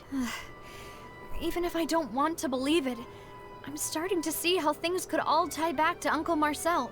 He is someone who's very close to you, after all. Well, we still have another trump card on top of all the theorizing and speculating. The synth production base. Yes, Malus did say that charging straight in there would be extremely risky. But we don't have any other options right now. Well, just let me go and do it. We need far more solid proof before we can hope to go charging in on our enemy. Navia, here you are. Oh, I've been looking for you. Huh? Aren't you the guy from the guards? Did something happen? Yeah. News came from Irenaeus just after you left. We've got another trial on our hands. What? Wasn't that place built specifically for holding trials? What's so newsworthy about this one? Yeah, what? I know. But they said the person they're putting on trial is a Fatui harbinger called Tartaglia. What did he... What did child do? What'd you do, boy? What? Is that someone you know? Yes, very well. Yeah, we know him. Maybe even a little too well. Me and Paimon, same brain cell sometimes. It's scary. Well, he's been accused of being the true culprit behind the serial disappearances case. It's absurd, don't you think? The case is older than he is! Wait, how? None of our investigations have had anything to do with him. That's what I thought was strange about it, so I came to tell you the news right away. He hasn't... If he's the one behind it, that makes no sense. The case is older than he is, and even if it wasn't, he'd have to be like 3 years old when he started doing this stuff. That doesn't make sense.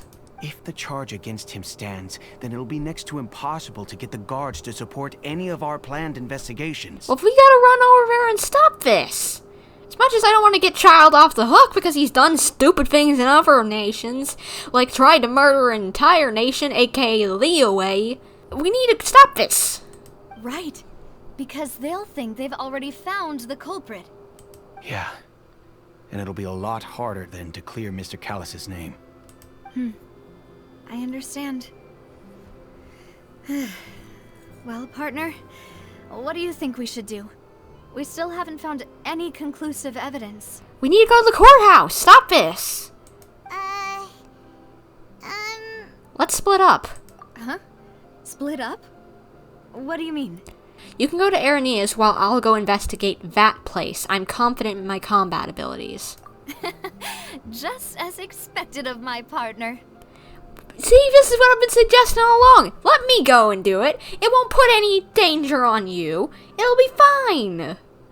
Since this is a trial about the serial disappearances case, the culprit's attention will be focused on Irenaeus, leaving his home base wide open. You're right. This is our best opportunity. All right then, let's do this. I'll stall them at the Opera House and charge Marcel as the true culprit. I won't have any chance of making that charge stick, though, unless we find more evidence. It'll be up to you to make it back in time and hand the decisive evidence to me. Leave it to me. We'll help you, just like you helped us in Lenny's trial. Demoiselle, please allow us to accompany you.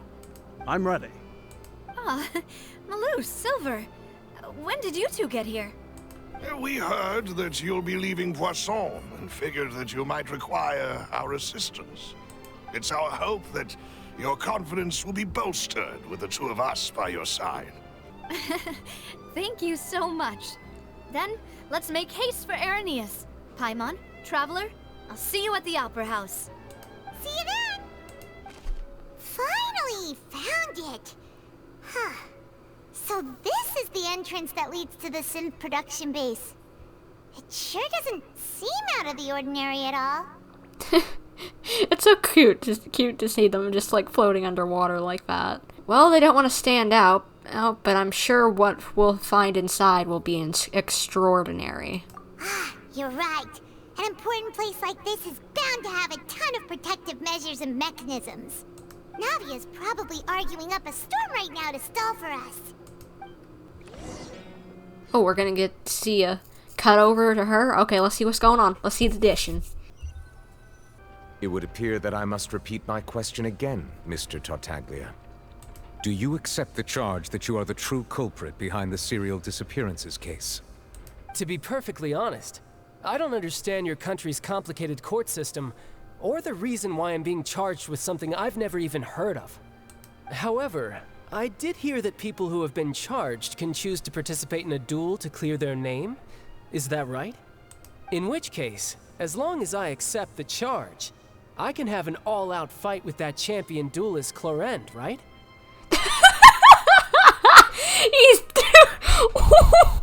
He's gonna accept the charges, so that he can get that bloodlust of his out of his system. Oh my gosh, boy, stop it! Stop it! I hate you, but you're funny. Stop it. I've got to admit, that's one of the most enticing offers I've ever received. When I privately sparred with her last time, she was obviously holding back. Real disappointing. Hey! Don't you understand? You're currently the prime suspect for a major case. This isn't the place for you to be looking for fights. Oh? Sounds like the Hydro Archon wants to lecture me on the ways of the Opera House. Then why don't you duel me too? I'm the kind of student that learns best in the heat of battle. No. That's not what I meant. I feel like, honestly, she might be pretty weak in the sense of power of, like, canon Archons. Not, like, of course, like, in, like, power level of when she's a playable character, but, like, in power level of Archons, probably pretty close to Venti. Alas, it would appear that communication with the defendant is going poorly, and we have made very little progress. In that case, let me explain everything from the very beginning again.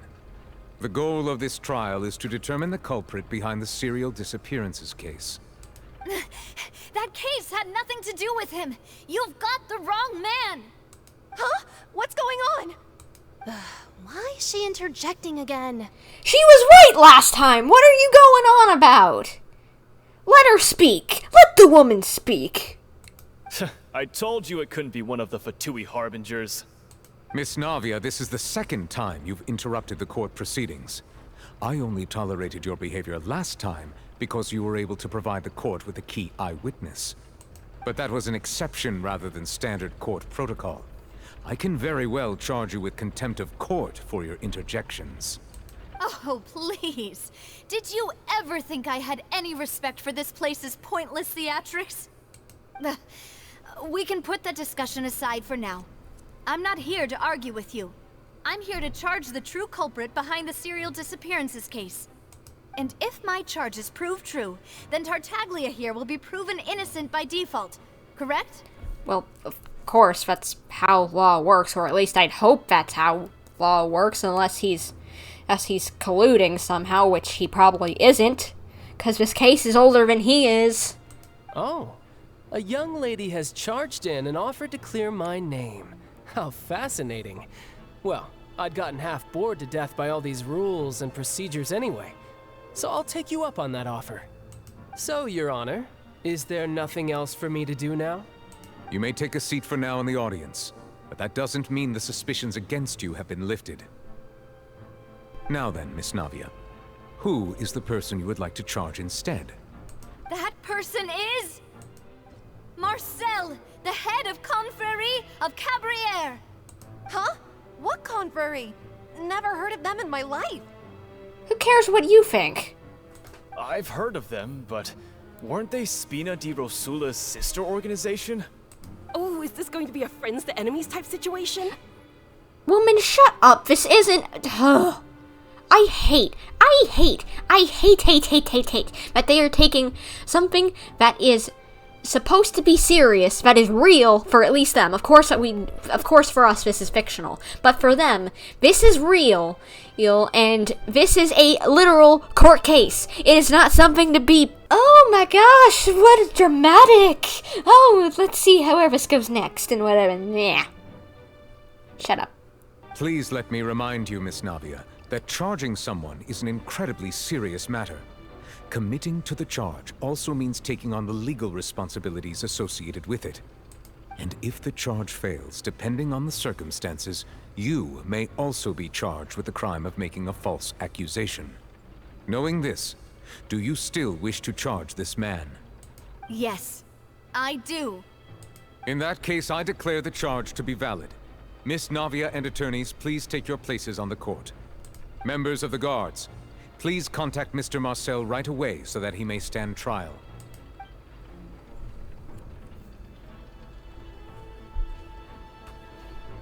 Mr. Marcel, you will not require an attorney. Is that correct? Wait, what? He's not asking for an attorney? Apologies. It all just happened so quickly. I still haven't figured out what's going on. I think an attorney won't be necessary.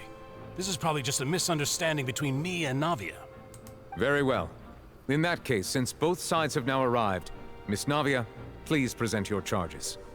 I would like to take everyone back to 3 years ago, to the case of Callus the Unfaithful.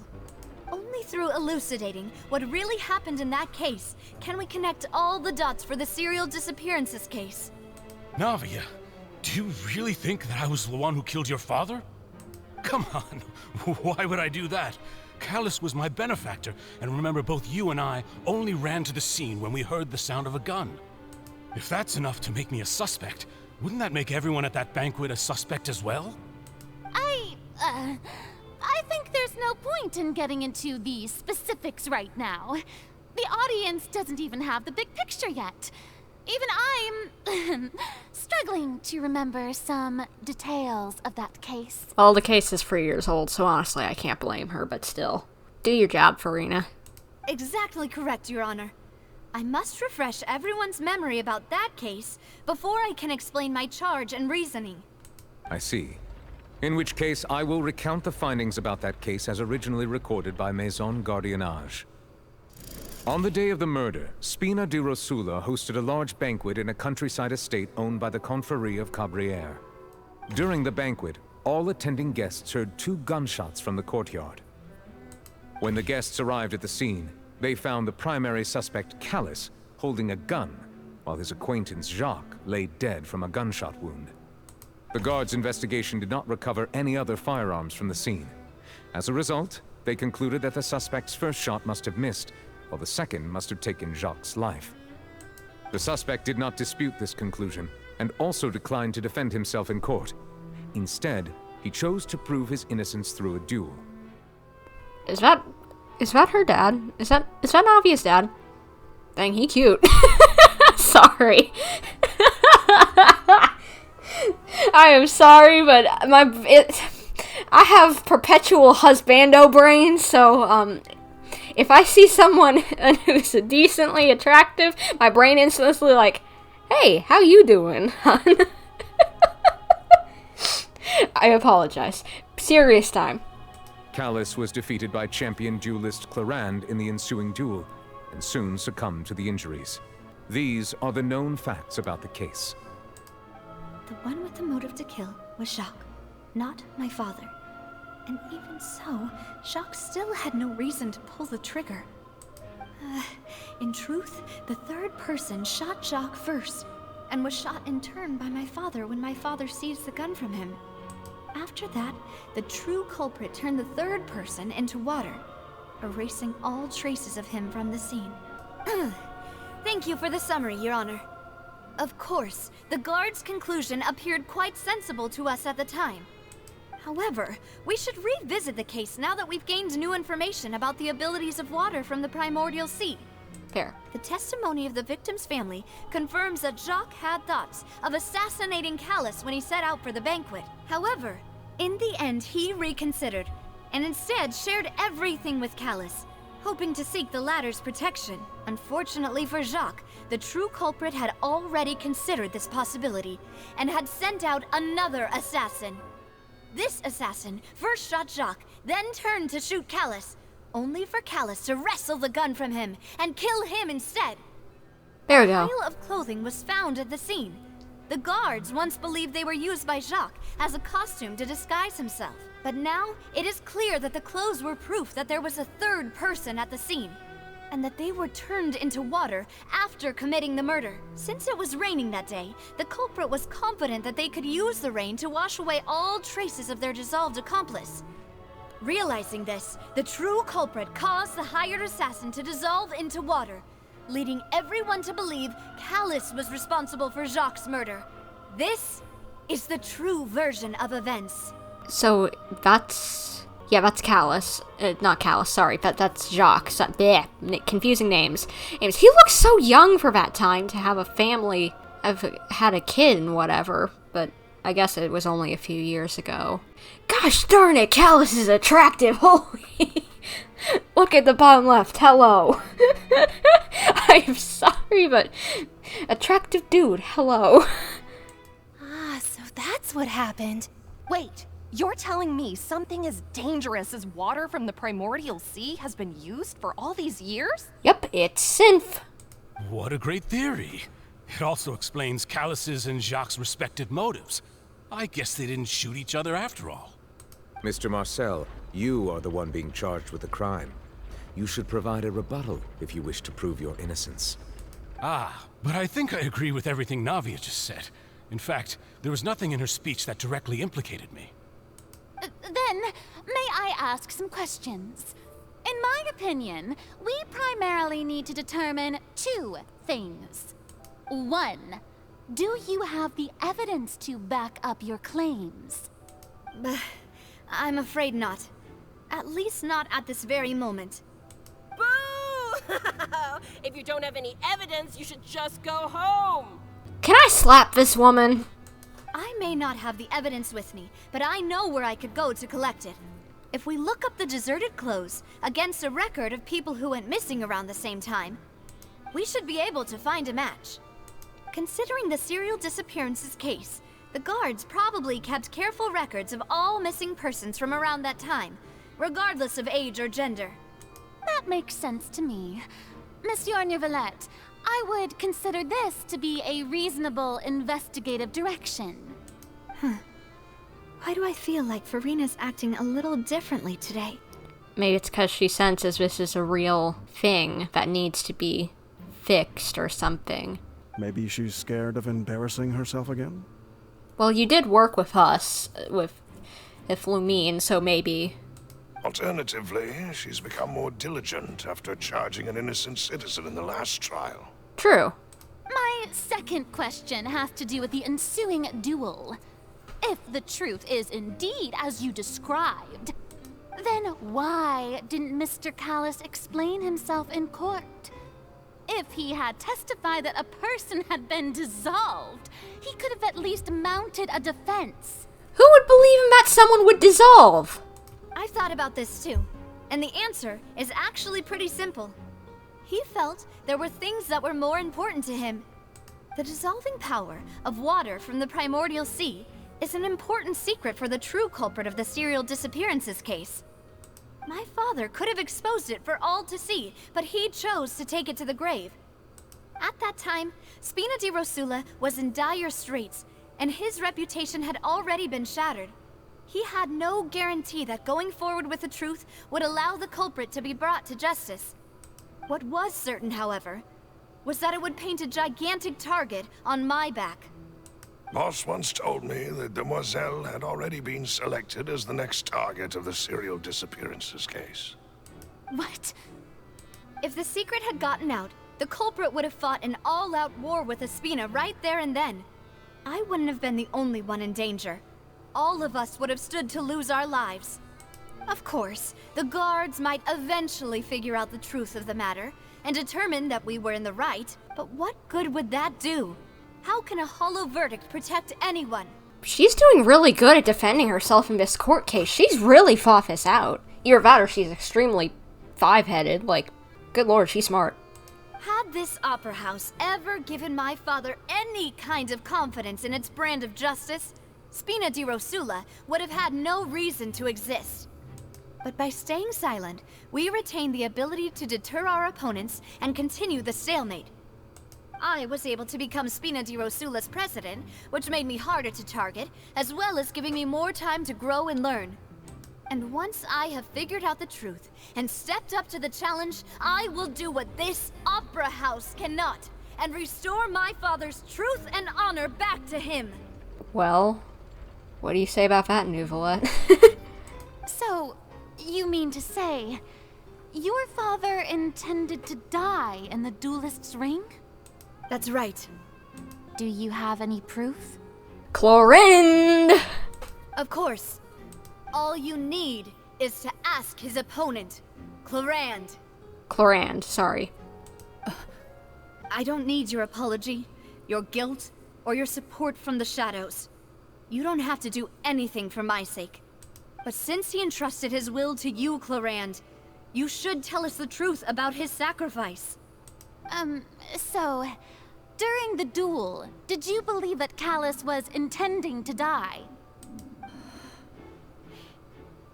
Yes, I did. As a champion duelist, I've fought many battles and taken a countless number of dishonored lives. In my line of work, I've seen all kinds of people give their all for the faintest hope to continue living.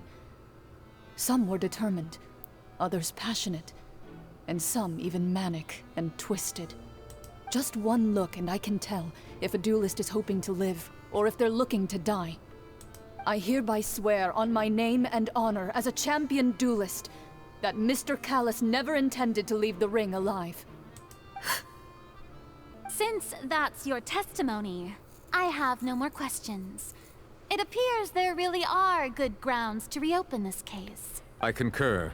However, Miss Navia, you still have not explained the link between your father's case and the serial disappearances case. Right? What she said was fascinating, but kind of beside the point. Wait, weren't they just talking about the serial disappearances case? Why does no one pit the two things together? Serial disappearances case is linked to the primordial sea. Primordial seawater linked to her father's case. Do people have brain cells? Of course, Your Honor.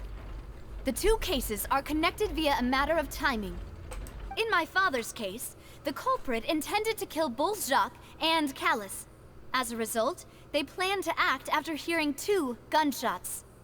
And, at the end of Linny's trial, the culprit also only dissolved the victim in front of everyone because they realized they were at risk of being identified. The culprit could only time their actions so precisely if they were already at the scene. Coincidentally, Marcel attended both the banquet and the trial. Oh, that was the link. So that's why you suspected me. Even after hearing your reasoning, I still can't help but find it a little preposterous. I'm used to it, though. You've always been an impulsive and sentimental child, Navia. It's one of your most endearing traits. Don't brush this off, she's a woman! No need to appeal to pathos. I won't try to refute your points one by one, but even if everything you just said was true, can you prove that I was the only person present at both events? On top of that, does a person have to be physically present to control the timing? Can't someone remotely monitor the place? Don't know what she can say to that. I know that even with that, you might still think you can reduce the list of suspects with some further investigations, until I'm the only one left on the list. Alas, who won't feel at least a little hurt by an accusation of murder from a girl you see as your own daughter? But if I were to dismiss this completely, you'd also think I'm not being considerate of your feelings. Ah well, let Uncle Marcel teach you another lesson. Do you know what the biggest flaw in your reasoning is? I suppose you're gonna tell me anyways. It's timing again. I'm a businessman by trade. From that standpoint, there's no reason for me to kidnap young women. It's a high-risk action with nothing to gain. Okay, so there was already plenty of things with no motive recently. What's your point?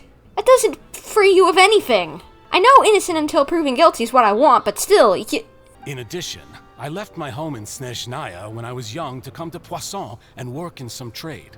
My business only thrived when I received Callus's patronage. But the disappearances began before I ever stepped foot in Fontaine. Drat. Are we for sure? Are we for sure that you stepped in Fontaine when we think you did? I do apologize, demoiselle. This was my mistake. No, it's not your fault. I'm sure he had come prepared. Is there anything else you'd like to say? Would you like to check the date of my first business license against the first known case of the serial disappearances? You can also take a look at my border entry records, or ask my friends and family when I left Snezhnaya for the first time. Could those records and testimonies do something to appease the unspeakable anguish in your heart? Seems like she got the wrong guy. At this rate, Navia will be convicted for falsely accusing him. I think you've done a superb job of dissecting your father's feelings as he neared the end of his life. But aren't you going against all of his wishes and expectations right now? Am I missing something? What are you talking about? What you talking about, boy? He wished for you to become more rational, collected, and conscientious, instead of dwelling only on your own feelings. Where'd that come from? Once you've learned to be more considerate of others' feelings, and to stop rushing headlong into things, you'd have met most of his expectations. This isn't just about me, and it never has been. The biggest difference between me and the rest of the victims is that I still have the ability to search for the truth, while that same agency has long been taken from them. The people whose families were destroyed by synth abuse, the people who lost their loved ones to the serial disappearances, and the people who suffered tragic ends due to their sense of justice. Many people's images are flashing before my eyes. I'm sure some are coming to those of you in the audience as well. And whose image do you see, Marcel? Is it a man named Vacher? Huh. It is him! Lock him up! Lock him up! Lock him up! Oh, so you do know that name. I'm merely surprised you'd suddenly say the name of someone I've never even heard of. I was waiting for you to say that. Wait, what? Did she catch him? What did he say wrong? I'm confused. What did he say wrong? After all that, we finally made it to the innermost sanctum. Though, as expected, the mastermind isn't here. If I'm not mistaken, he's being charged by Navia as we speak. That's right. Then let's hurry up and find some evidence so we can get back to the Opera House and help Navia. What's all this? It's a bunch of really cute things. Pink accessories, a hair tie, a necklace, even a makeup box. What? There's a name, too. Oh, Paimon sees it too, but why are all these cute things labeled with different girls' names? They would probably belong to the victims. Huh? You mean the girls from the serial disappearances? They were brought here? And then they were turned into water. And all the boxes of things. These names. That means... Oh, this is terrible. Let's see what's written here. Nothing escapes Detective Paimon's eyes. Callus. Navia's father. Oh, this seems to be an investigation report on him. It's probably related to his and Jacques' case. Yep, it's about finding someone to assassinate Jacques and Callus because of a lack of confidence that Jacques himself would go through with it. This should prove the existence of the third person, right? Is there anything else? We still have not determined the exact content of the key information Callus has passed on to certain members of his organization. The old dog's a real menace to deal with. Even if he abides by the promise he's made to us, he will still have the upper hand. He can act whenever he wants to make our lives miserable. The only option left is to remove him from the picture entirely. I concur. Let's send someone to kill him. He won't declare war as long as we don't touch Navia. Oh, seems like we've got a bunch of correspondence between the higher-ups. They planned this well in advance. They're all just so evil. Oh, look! There's an important-looking basin over here, and it's full of water. That must be the water from the primordial sea. That means this is where they make all the synth. And that special water is the main ingredient. If you dilute it with normal water, you'll get synth. But the pure stuff can dissolve a human. Paimon will take notes on this incriminating evidence. Whoa. There's so much synth here. And so many bottles of ingredients that probably just contain the waters of the primordial sea. There's so many. Mixing in progress. Ready to drink? Stock sample? Huh. They've also got all the synth pretty clearly labeled. Whoa, there's even fruit-flavored synth? Well, that definitely proves that this is where they produce synth. Yep, it's super obvious. What's this over here? Looks like some kind of place for research. Experiment number 16 aims to verify Jacob Ingold's research conclusions on the primordial sea and use his theory as a foundation to achieve a breakthrough. The experiment was a failure. No individual managed to resurface from the water from the primordial sea. Female specimens 22, 23, and 24 were dissolved. Hey! A lot of people dying. Calm down, Paimon. I'm sorry that you had to read something that's honestly kind of terrifying, but... please be okay. Sorry, Traveler. Paimon will try her best. It's just that Paimon's never read something so scary before. How could someone write something that terrible in such a matter-of-fact tone? Because I think they're scientists. You read the rest. Paimon's too scared to keep going. The goal of the researcher is to save his lover, a woman called Vigneri, who was dissolved. So that's why he did all of these experiments. To see if he could bring her back. Wait, did he really think he'd be able to find a way just by dissolving people over and over? That's just insane! There's another name here, Vache. Huh? Isn't that the name you heard by the fountain? Paimon thought he was an eyewitness in the serial disappearances case. No, he is the researcher. You mean Vache is the one who did all of these... experiments? Yes, he signed off on a bunch of the experiment reports. The voice I heard from the fountain was probably from Vigneri. So he accidentally dissolved his wife, I'm guessing. And so he went mad trying to bring her back by doing it to a bunch of other people, hoping that maybe he could find the solution. How wonderful! So that's it! Vache was no victim, but personally took his lover and... No, that's not it either! If that's the case, why would he want people to resurface from the water? There must be more to this than meets the eye. In any case, Paimon will write it all down. We've looked at almost everything here, and it seems like our theories were spot on, but... Who really is this Vache? Yeah, we haven't found anything that reveals his true identity. No wonder even Neuvillette wasn't able to find anything.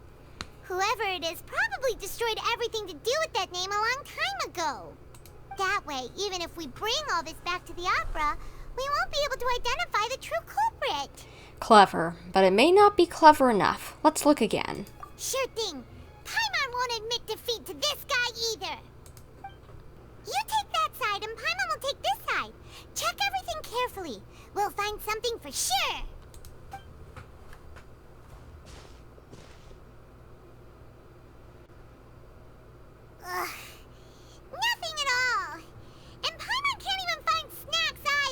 Yeah, don't eat any snacks from here. We don't want it to end up being synth-infused. Paimon, I found it. Whoa, really? What Paimon see? Vinier. Isn't that Vache's lover's name? Then you found her diary. Let's see. Aw, it's just a normal diary chronicling their love story. She was so sweet, too. Oh, Paimon feels even worse for her now. Take a look at this page. She made a list of baby names. Oh, so many. A whole page's worth. But they're all crossed out. Was she unhappy with all of them? The final name she decided on was Marcel. Oh, who lives in a pineapple under the sea? Sorry. Well, we found out that, Marcel's these two wackos' kid. Wait, but Marcel's pretty old. Has this case been going on for so long that he's Vache and Vinier's grown son? I figured it out. Let's go, Paimon. Hey! Paimon still hasn't figured it out yet. I haven't either, but I guess Lumine did. Get back and clear Tartaglia's name. Not that I wanted to be cleared. And whose image do you see, Marcel? Is it a man named Vache? Huh. Oh, so you do know that name. I'm merely surprised you'd suddenly say the name of someone I've never even heard of. I was waiting for you to say that. Navia! We're back! As expected of my partner. I just knew you'd return in the nick of time. Just how often do you intend to flout the rules of this court? Neuvillette, please understand. We're trying to make sure that justice is upheld. It's all right, Monsieur Neuvillette. Given their confidence, I expect they've found the crucial evidence. You say you've never heard the name of Vache. But the truth of it, Marcel, is that you've always been Vache. Wait, what? Huh? We've investigated your lair and we already know everything. What? That's not. He's the kid of Vache, not. What? After your lover, Vinier, was dissolved, you kept abducting young women to experiment on the hopes of bringing her back to you. You even created Marcel as a new identity and destroyed all records of your past as Vache. So that's it. Even the villains in opera performances rarely go that far. And with that, Marcel's motive has now been established. This information regarding your past also dismantles your prior timing defense. So, did he use what was expected to be his kid's name as a new fake name? That's weird. Well, Marcel, do you know where you went wrong? You fixated your gaze on the lover that passed away, instead of paying attention to the living people around you. So, you never noticed how we changed, or how we grew as individuals. You also never understood Boss's real expectations for his daughter. Or our determination to see things through. Your determination. Mr. Marcel, please speak up now if you would like to defend yourself. Otherwise, the trial will move on to the next stage. Do you really think I wanted to do any of this? Pay attention to you? What for? Have you ever paid attention to me? Ever empathized with my pain? Ever known how it feels to watch the love of your life dissolve right in front of your eyes? No one helped me. No one even believed me. All those decades ago, even the officers from the Maison Gardiennage were laughing at me. They said there's no way a human being can turn into water. So I must have gone mad from grief. Vinier's death was brushed away by all of you as if it didn't matter at all. Well, now you know, don't you? Ha! Well, it's too late now. All those who were dissolved are gone forever. You only have yourselves to blame. You set up this ornate opera house in pursuit of your so-called justice. Your beloved drama. while turning a blind eye to the suffering of the people. Maybe people actually realize if this whole drama thing is stupid now. Vignier is dead. We promised each other that we would always be together. Wherever she goes, I will follow. But I'm not from this blasted place. So I can't be dissolved. No matter what I do. Ouch. That's not how you deal with things, brother, but you're making me sad. Hey, is that water from the primordial sea that he's drinking? I can't dissolve! Can't dissolve! Can't dissolve! And he's going mad because of probably side effects of synth kind of thing. Do you all see? I can't go! I can't follow! So if I can't go where she is, what choice do I have but to try to bring her back? I did all of that, and in the end, that accursed Callus still got the better of me. I spent my entire life living on pins and needles, only to get stabbed by his idiot daughter at the very end. Good lord. You need to get over your grief, brother. The suspect is exhibiting signs of mental distress. Guards, please restrain him. Don't touch me! Don't anybody come near me! I still need to save Vignier. A promise. We made a promise. I'd back off because he might jump. Vignier! Vignier! Please, Vignier! Don't think badly of me. All I want to do is fulfill our promise. At this point, the verdict of this trial is clear. With Mr. Marcel's conviction, the charges against Mr. Tartaglia no longer have any basis. Fine by me. I was in a bad mood, but after a show like that, I'm actually feeling pretty good. Traveler, please submit all the evidence you have collected to the guards, so that I might review and summarize the truth behind the serial disappearances case.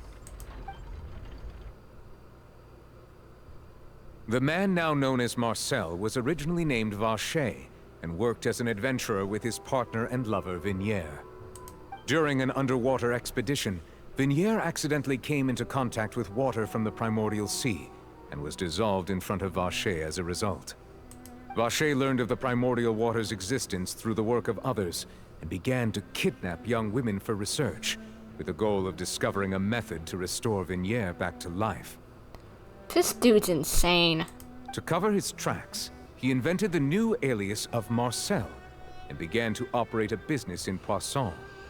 During the course of his research, Vacher discovered that a diluted concoction of water from the primordial sea can induce feelings of euphoria, and began to manufacture and market synth.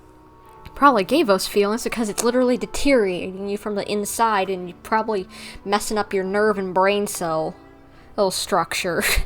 However, as he accumulated wealth to fund his continued research and expanded the scope, he came into conflict with Spina di Rosula. After exchanging blows with Spina di Rosula for many years, Vacher decided to assassinate their president Callus at a banquet. Although the assassination did not go as Vacher expected, he was able to turn Callus into the murder suspect by dissolving the assassin he sent to the scene. And just recently, Vacher attempted to frame Linny as the culprit of the serial disappearances case, using a similar method. However, his attempt to frame Linny failed, and the power of water from the primordial sea became public knowledge. This case also exposed enough of Vacher's machinations that he was eventually successfully charged in court. Thus concludes the enigmatic history of the serial disappearances case, with the truth revealed to all. Why are there kids here? The Oratrice will now deliver the final verdict regarding the charges against Mr. Vacher. Star rail, boy. Give me a 5-star. 5 whatever. I don't know. I haven't played the game. I just know that animation pretty well. According to the judgment of the Oratrice Mécanique d'Analyse Cardinale, Mr. Vacher is guilty. Guards! Take Vacher away. Good. It's what he deserves. With that, the serial disappearances case is over now. Hopefully, it actually is. We really just witnessed history. Who would have thought the true culprit would be such a polite and well-spoken guy? Yippee! We helped Navia bring the bad guy to justice! He's hurt so many innocent people and now he's finally getting what he deserves. Huh? Are you okay? Navia, you're probably overwhelmed with a lot of emotions right now. Demoiselle, you were absolutely brilliant. The day our late boss had always hoped for has finally come. You can rest easy now, knowing justice has been served. Yeah. Yeah. It's finally over. It's all thanks to you guys. And my partner. See, Papa? Spina di Rosula's still doing well with me at the helm. Well now, hasn't this been a most delicious piece of drama? The villain has been caught, justice has been served, past wrongs have been righted, and it's a big ol' happy ending. Since it's been such a great show, I'll just let the false accusations against me slide. Either way, I've still got some business to attend to, so if you'll excuse me... Please wait just one moment, Mr. Tartaglia. What's going on? What now? None of this has anything to do with me. According to court protocol, since this trial was initiated due to a charge against you, a verdict must also be made regarding the initial charge before the trial can conclude. Oh, come on. Is this really necessary? Haven't you already caught the real criminal? Isn't it time for side characters like me to exit stage left? He knows he's a side character in this story. Please respect the laws of Fontaine. This has always been the rule. Or at least, for this probably area. I have a feeling while he might eventually have some big things pop up, I don't know if in the Fontaine chapter, I don't know if he'll have any importance. Alright, but this sure is a lot of hassle. All I need to do is stand over there, right? Let's just get this over with. Through evidence presented in the public trial that was just held, it has been established that Mr. Tartaglia has no direct connection to the serial disappearances case. The guilty party has been identified, and thus it is logical to suppose Mr. Tartaglia is innocent of the charges. We now turn to the Oratrice Mécanique d'Analyse Cardinale to render the final verdict on the charges. What? According to the judgment of the Oratrice Mécanique d'Analyse Cardinale, Mr. Tartaglia is guilty. What? Okay, he may be guilty for other things in other nations, but he did nothing here. What? Hey! That's not funny. Didn't you just say I'm supposed to be innocent? What's with this verdict? Is your justice machine malfunctioning? Huh? This has never happened before. The Oratrice actually returned a different verdict from the Chief Justice. I mean, have you ever heard of an innocent Fatui Harbinger? Do you think the Oratrice might have just convicted him on general principle? But you can't judge him on things that are from another land. But weren't the charges about the serial disappearances case? No matter what else he's guilty of, it shouldn't affect the verdict in this case, right? What is going on here? The judgment of the Oratrice Mécanique d'Analyse Cardinale is, by law, the final verdict of the court. We must accept the guilty verdict. Neuvillette? I think you just went on my I don't like you list, unless you just realize that this is crud. Guards, please take the suspect into custody per court protocol.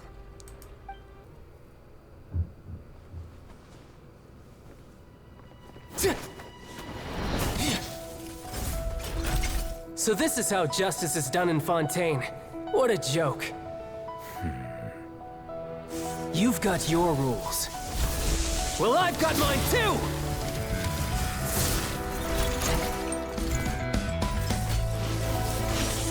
Get them, kick their butts, they're stupid. Fontaine deserves it, their justice system is corrupt and prove them wrong.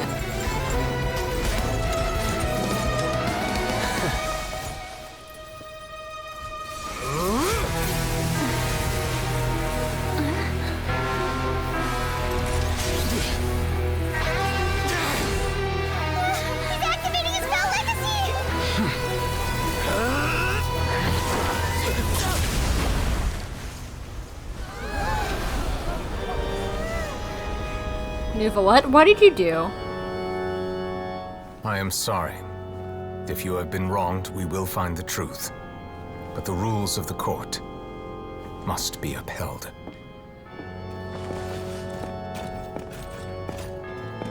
Oh, does he have a cut on his face? Oh! Or is that his own, not his own blood?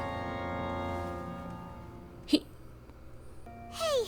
Monsieur Neuvillette, what's going on? Shouldn't they have been cleared already? Neuvillette, I am flip-flopping on whether I like you or not. You are hurting my bones, mister. Just like, what? What is going on? I thought you were some nice guy who really upheld justice. But this ain't justice. He did nothing wrong. Throw that Mechanici de Cardinal, whatever the hecky doodah it is, into the trash. 'Cause it obviously is not correct. This case started before this man was even born. And even if I am somewhat off, he would have to have been like a child. Like a literal, and I'm not talking about his nickname is child, I'm talking about an actual, like probably toddler or no older than like 7 at the absolute most. If I had to guess, this man is no over the age of 30. What even? Apologies. This is also the first time I've encountered such a situation. However, according to the rules established at the conception of Fontaine's court system, the Oratrice's judgment is the final verdict of the court. Mister, look me in the eye and tell you if that thing doesn't need to be thrown in the trash. All I do is follow court procedure. As for why the Oratrice arrived at the conclusion it did, you should probably ask someone more knowledgeable than me. If even the Chief Justice doesn't know, then we have no choice but to ask the Archon herself what the heck is going on. Why are you looking at me? I had nothing to do with it! You sound sus as all get out, Missy.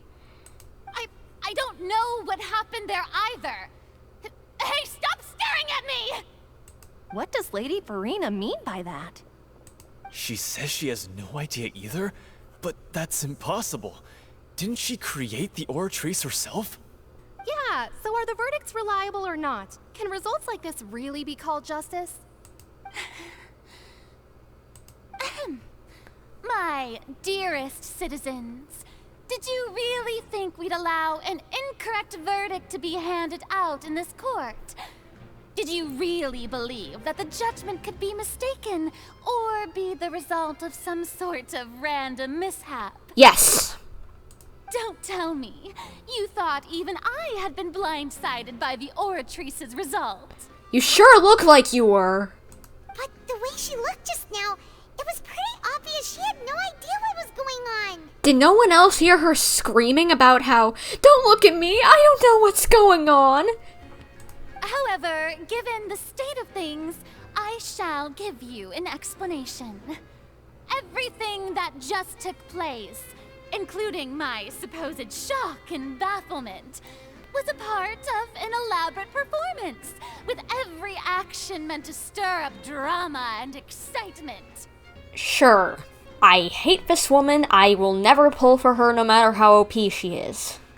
And, of course, for every performance, there is a script. Everything has unfolded exactly as I expected from the very beginning. As the embodiment of the very concept of justice, the Oratrice shall never render an arbitrary judgment! And I thought I disliked Venti.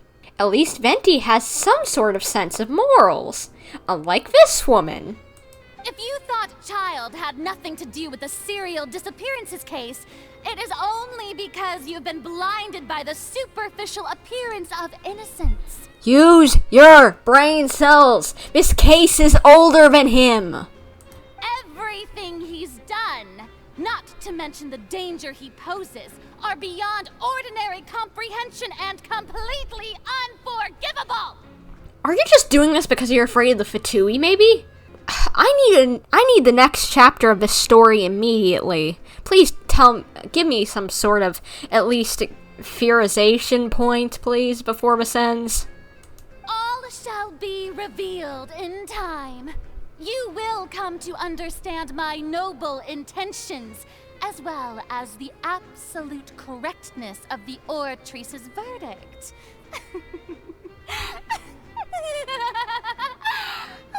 Can someone slap this woman and put her in timeout? Because children who are misbehaving need to go in timeout. Yes, you heard that, Burn. Now, having said that, although I hate to leave things hanging in suspense, it is now time for this performance to end. As the lead actress, I shall be the first to take my leave. Toodaloo! Yeah, get out of my sight, woman. So she chose to make her escape after all, did she? So you're saying we shouldn't put much stock into what she just said? She probably just put on that performance to save face. As for the truth, it's unlikely that she actually has any idea.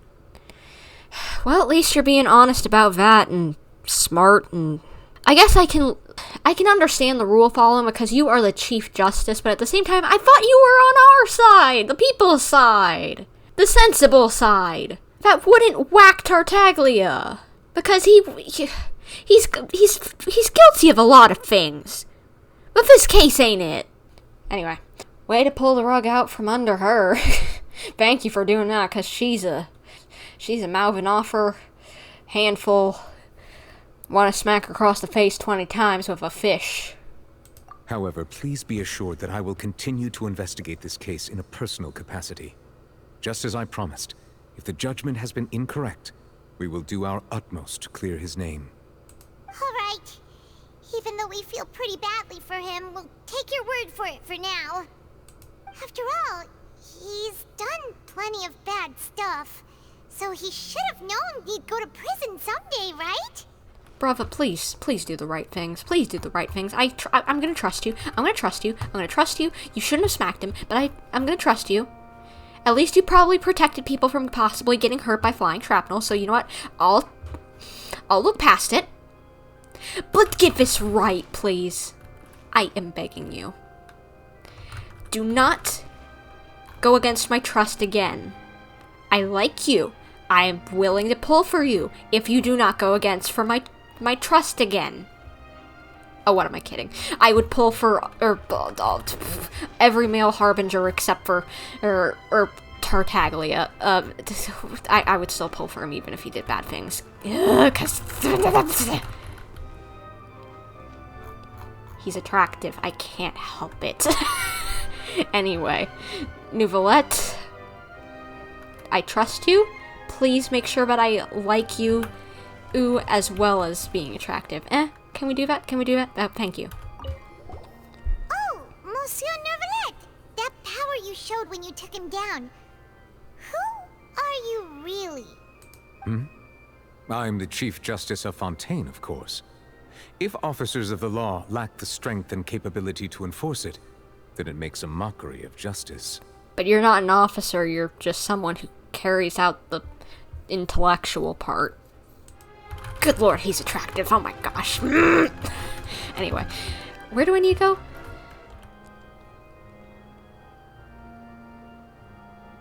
Hey, what are you doing? Quick, stop him! Traveler! Hey! Traveler! What? Marcel! What are you doing over here? Stop resisting arrest! Cease, or we'll add another charge to the list. No, wait! I just want to ask the Traveler something. I'm not looking to run away. Please, just let me ask this one small thing. Go on. Thank you. I was being led away when I finally realized something. Where did you first hear the name Vacher? I erased all records of that name. So, unless... Are you still trying to prove your innocence? Give it up. You've already been convicted. Yes, I met her. Really? You did? You're sure? You met her? But how could that be? How did you manage to do it? It was around the Fountain of Lucine. Something to do with my sensitivity to the hydro element. The Fountain of Lucine?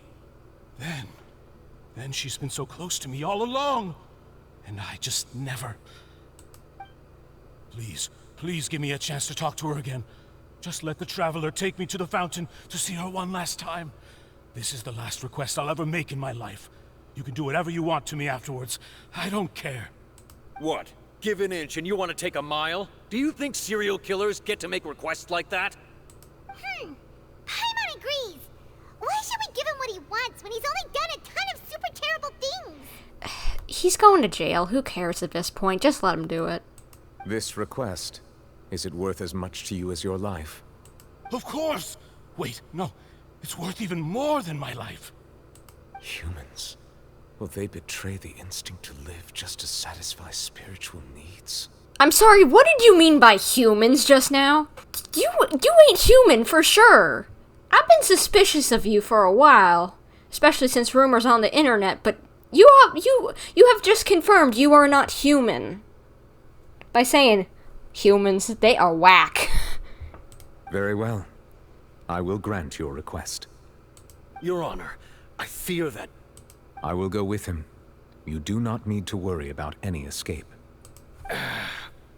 In that case, I shall leave him in your most capable hands, Chief Justice.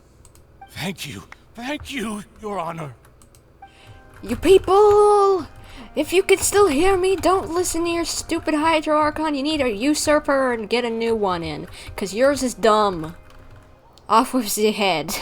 Whatever it takes. Get her out. Get her out. New Hydro Archon. You know, it would be cool if we saw a new Archon actually get put in place. I know we kind of saw that with Nahida, but literally, like, see a new Archon be put into place. See how that works. Is this the place? You said she's here, but what do I need to do to see her? Back then, I drank water from the primordial sea. It heightened my sensitivity to the hydro element. Yeah, and even Paimon could hear her after drinking that thing. Didn't you just drink a lot of it on the stage as well? Oh, in that case... Vache! Ah! Yes, that's it! So you heard it too! Vinier, it's me! It's me, Vache! Vache? Vache! I'm here! Where are you, Vinier? I'm coming for you. I'm finally here for you. Hey, wait! Be careful! Hey, wait! Is he gonna fall in? Vinier, is that you? It's me, Vache! Vinier! Did he, like, disappear like I did or something? Or, well, I passed out, but... Vache, why did you come? Didn't I say? You don't need to look for me. Oh, we forgot to tell him. You look a lot older than I remember. How long has it been? It's been more than 20 years. I've suffered for over 20 years since the day you left. All this time, only the thought of bringing you back has kept me alive. Nothing else mattered to me. I must be dreaming. Who would have thought I'd get the chance to tell you all of my feelings like this? Vinier, you are my everything. I really don't know how I could live without you. But Vache, if you ask me, this world would be better off without you. What? What are you saying? If not for you, I would have finished my law degree and probably become a top-tier attorney one day. What? If not for you, I would have continued to pursue my love of the arts, and my works would have been displayed in the Palais Mermonia itself. If not for you, I would at least have been able to take care of my mother. And she would not have grown old and died alone, with nothing but the tears on her cheeks. Well, this is not great. It's all because of your selfishness, Vache. It's all because of you. You... Wait, you are not Vinier. Who are you? You're right. I am not Vinier. I am the sacrifices. Every woman who died by your hand, as our bodies dissolved, our consciousnesses flowed back to the primordial sea. Our thoughts circulated endlessly within the primordial sea, and we were no longer individuals. But we became one, just as streams of water come together in the sea. Huh. I'm Cressy. I'm Lemony. I'm Azine. The only one I am not is Vignier. Why? But then, where is Vignier? She doesn't want to see you anymore. Every tendril of her consciousness is avoiding you. So, she really didn't want him to come and see her. Maybe because she knew. I don't know. This is what you get for your selfishness. Your selfishness robbed us of our lives and our futures. You said time and time again that you'd do any and everything for her. But did you ever consider whether she'd want to see you do the things that you did? If she would despise you for what you became?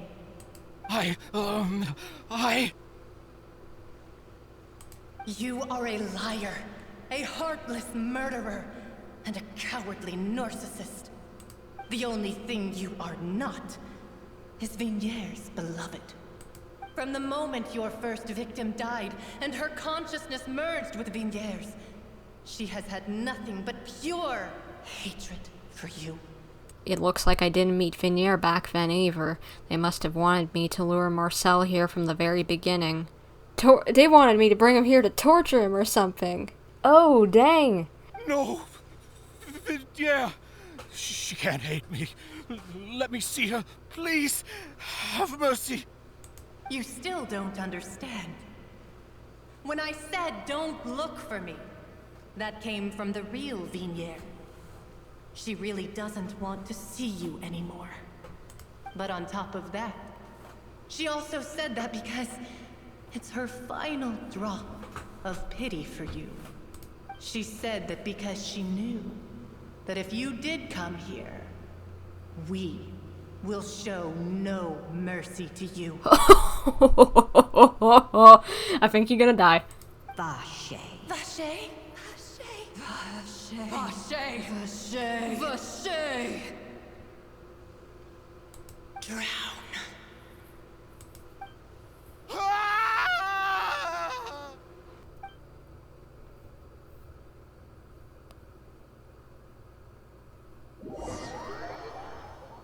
What did that just say?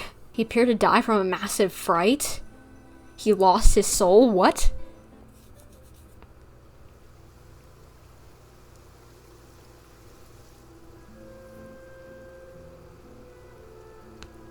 Finally, we have some time to do shopping. Gosh, it's really been a long time since we've been able to relax. Shopping is stressful in its own way, though, and my legs are killing me. Well met, partner. I knew something great was going to happen when I woke up in such a good mood today. Even this weather can't put a damper on the demoiselle's mood. It's a pleasure to see you both again. Nice to see you, good Sir Silver and Melus. Oh, hey, Navia! It's been a few days. Paimon's already started to miss you. Oh, now that I believe. I'm easy to work with and always bring home the bacon. Who wouldn't treasure having a partner like me? Sounds like you're really enjoying life these days, Navia. What have you been busy with since the trial? It's just been one thing after the other. I've been making non-stop trips between Poisson and the courts in Sen. Everyone from Spina di Rosula organized a memorial for my father. We never held a memorial when he first died, since everyone knew that even if we held one back then, no one was going to come.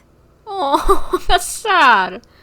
This time, though, everyone in Poisson, and even many people from the court, all attended. So his name's definitely been cleared now. That's what we like to hear. Yep, glad to hear that. It's been the dearest wish of Demoiselle all along. That blasted stubborn fool. I was right to put my faith in him. I'm so glad I didn't give up on the case all those years ago. I'm glad you didn't either, Navia. Things turned out as well as they could have. Oh, by the way, I ran into Charlotte just after I left the memorial service. Well, maybe it'd be more accurate to say I knew she would be there, and there was no way she'd just let me go. Huh? So you know Charlotte too? The Charlotte? Journalist from the Steambird? Yeah, way back when I first became the president of the Spina di Rosula, she was all over me. Wouldn't take no for an answer. Well, why wouldn't she? She's a reporter. Gotta do what you gotta do. I know that. I believe the story was called The True Heart of Darkness. Secret Tales of the Yellow Rose. Hey, Charlotte! She's nice. What you doing?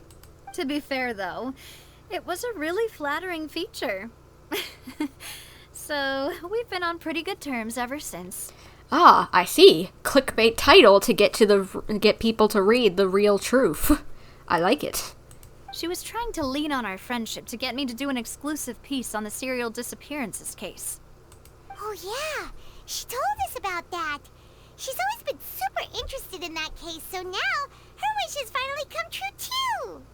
Anyway, I told her to make sure that when she writes about you guys entering the opera house with the critical evidence, that you both sound really cool. Why, thank you, Navia. Now that's another thing to look forward to. We trust Charlotte's skills with a pen for sure. Oh, and in other news, I also took Clarand out for a meal. Oh, are you two on better terms now? While you were investigating Vaché's headquarters, Clarand gave testimony on my father's behalf. It was thanks to her that we were able to turn the tide. I wanted to thank her. I mean, there's also no point in being awkward all the time, so we took the chance to reconcile with each other. So how in the world do you... I don't care... If it was me in this situation, I don't care if that's her job to be a champion duelist and just do what she do, but I wouldn't be able to let go of it that easily. Just like, that kind of violence isn't needed. And like we it's just my personal belief, but we shouldn't get to choose where people die. I don't care what kind of crime they've done. I don't care what kind of honor you want to uphold. I don't care what kind of problems you got with people or whatever you want. You do not have the right to take someone's life away. I don't care who it is, what horrible things they've done. No one deserves to die. You don't get that choice. That's not in our hands. Nope. Oh, that's great. Paimon also thought Clarand wasn't actually a bad person. It's always good to have more friends. Anyway, now that the case has finally been solved, perhaps it will slowly begin to fade from the public consciousness. Oh, actually, there's still one last thing I need to do. What is it? I should pay a visit to my father's grave and tell him the truth of what happened, as well as how it all ended. And on top of that, just how much people still look up to him to this day. That includes me, too. Miss Navia. Indeed. Can I come too?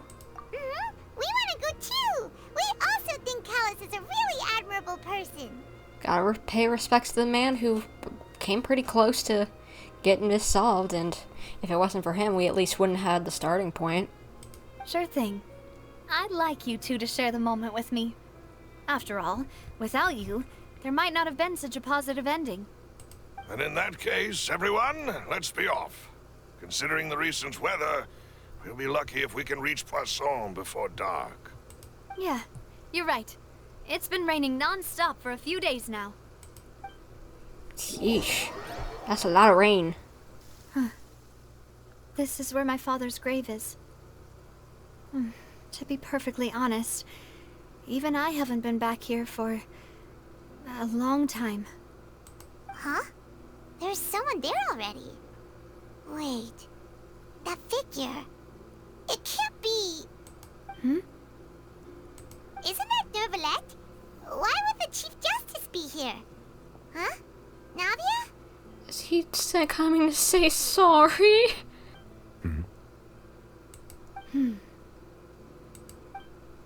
My apologies. I should have asked before coming to pay my respects. Don't say that. Sorry about that. Oh, I was trying to say there's no need for you to apologize. I wanted to show my father how much I've grown, but still, I doubt I've grown to the point that even the Chief Justice would feel compelled to apologize to me over and over. In that case, I will stop apologizing for now.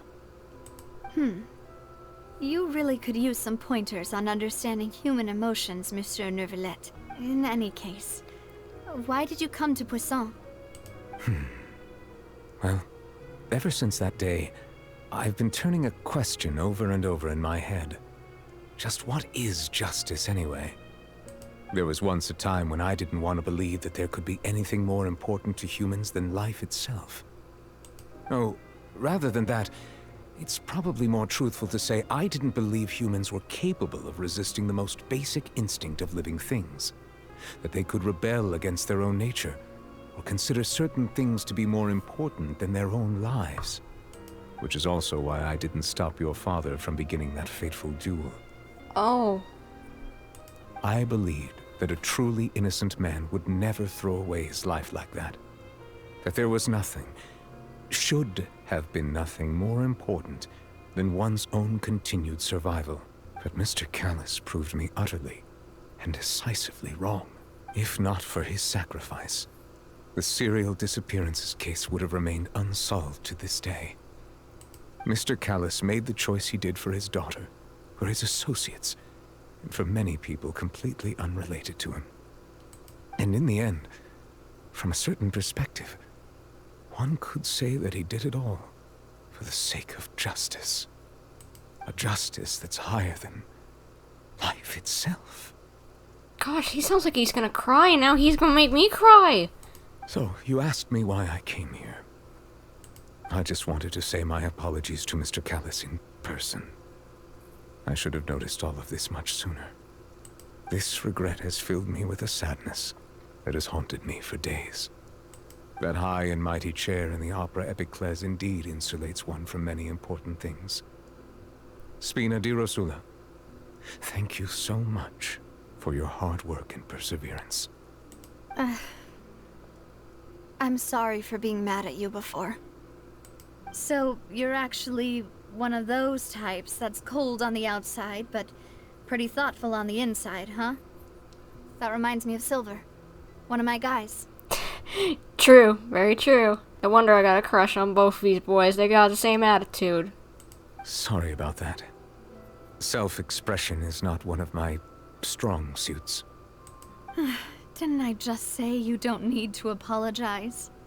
Ah, so Navia and Neuvillette seem to have made their peace as well. Let's not disturb them for now. We can wait till after they're done.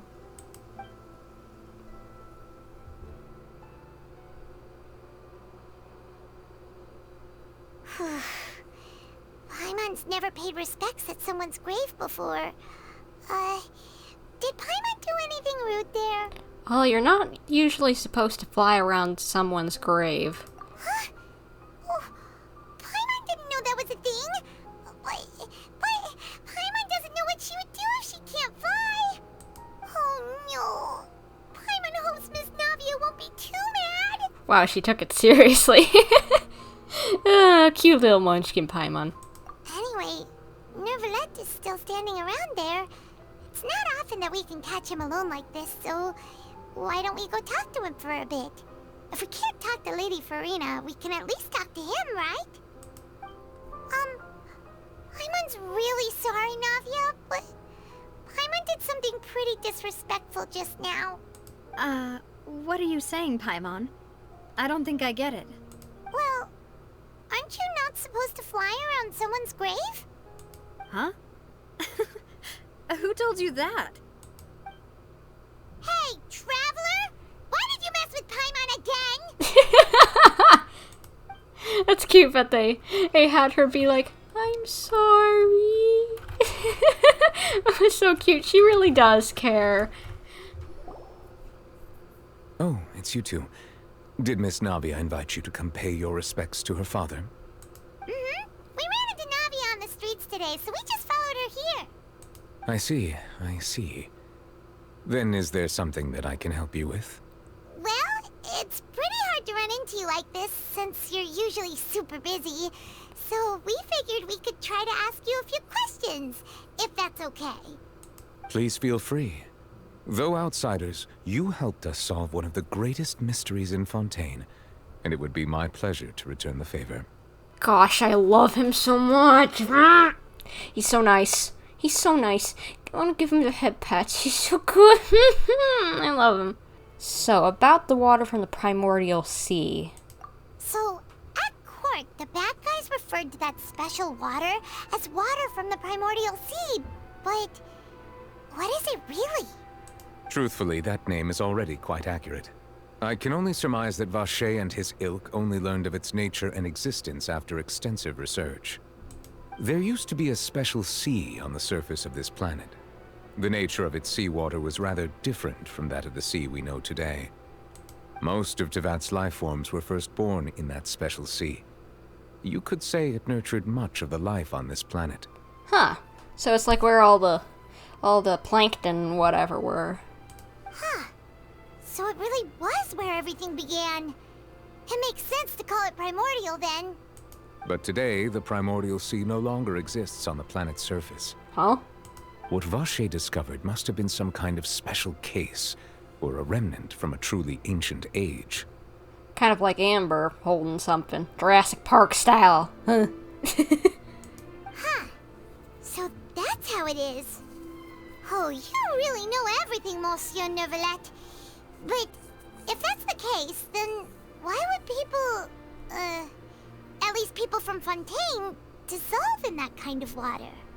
Indeed. Why would the primordial sea, which was known to engender and nurture life, suddenly reverse itself and devour life instead? To be frank, that also doesn't match my understanding of this world and its laws. There must still be some unknown secrets around the people of this land. Is there anything else you'd like to ask me about? About the prophecy that has been circulating around Fontaine. That the sea levels will rise and everyone will be dissolved in water, leaving Furina crying alone on her throne, but the sins of the people will be finally washed away for good. Does that appropriately summarize the version you've heard? Correct. That's right! It was Linny that told us back then. And that about covers all the main points. Yes, up to the present, I think we reached a point where we have no choice but to confront this prophecy directly. Yeah, especially when people are literally dissolving. Rumors have it that this prophecy is rooted in the last words the former Hydro Archon left to the world before she passed away. A prophecy? Of the former Hydro Archon? Wow. This is the first time that we've ever heard of it. 2 parts of the prophecy have already proven correct. The rising sea levels, and the ability of the people of Fontaine to be dissolved. We should be more vigilant, and stay on the watch for further signs. Speaking of the prophecy, Furina has also always taken it quite seriously. Indeed, she has been collecting information and intelligence from across Tevat for this purpose. I would too if I was told that, hey, all your people gonna die, so, I guess she does care a little bit, but her sense of justice is stupid. If the rumors were true, then perhaps this prophecy is the conundrum left to Furina by her predecessor. But with Furina being the way she is, can we really trust her to solve it? Is there anything else you'd like to ask me about? Are you avoiding the answer? You don't think she can do As bad as that is, that's funny. About child. My apologies. My investigation has still not reached its conclusion. However, I still believe the judgment of the Oratrice was not rendered arbitrarily. I think it was. I think you just need to throw that thing in the trash. Huh? But you also said you thought he was innocent. I wonder if it's more like a lie detector, the Oratrice. Because if you didn't know, a lie detector doesn't actually tell when you're lying. A lie detector just tells whenever you're nervous, basically. And so if you don't believe it works, it's not going to work on you. Whenever you're lying, you'll get nervous that it's going to detect you, so you freak out, and then it knows. Which is why they can't do tests on people who are, like, sweaty or have, like, certain conditions or whatever, because it'll mess up the thing, you know? Oh, because they're already in a state that it's looking for. So maybe it just sensed that he was nervous or something. Lightly nervous or something. And he just, like, because he was called back, I'd be nervous too. I'd be like, what's going on here? Can we just get me out of here? And then it renders a guilty verdict. For many years, I have been quite aware that the Oratrice does not simply mechanically repeat the verdict that I give on each case. As a divinely created mechanism, the people's unified faith in the concept of justice is integrated into it. Not only can it produce the incredible power of indemnitium, but it likely also possesses other traits, such as self-awareness. Which is all to say, I've been prepared for a situation like this for a long time. So when Lenny told us that he heard a human voice from the room where the Oratrice's core is stored... It was the Oratrice. I was not aware such a thing had occurred. Perhaps that could serve to prove my conjecture. I will add that to the list of items to investigate. In any case, I am inclined to believe that the Oratrice does have a methodology all its own. We just do not have enough information. Based on Furina's reaction, I doubt even she had any idea what was going on. She managed to bluff her way through it, though.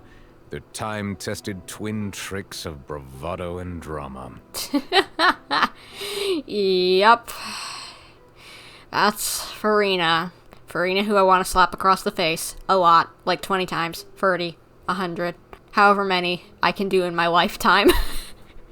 While we do intend to get to the bottom of this, for now, we regret to say that the Fatui Harbinger will just have to bide his time in the fortress of Meripede.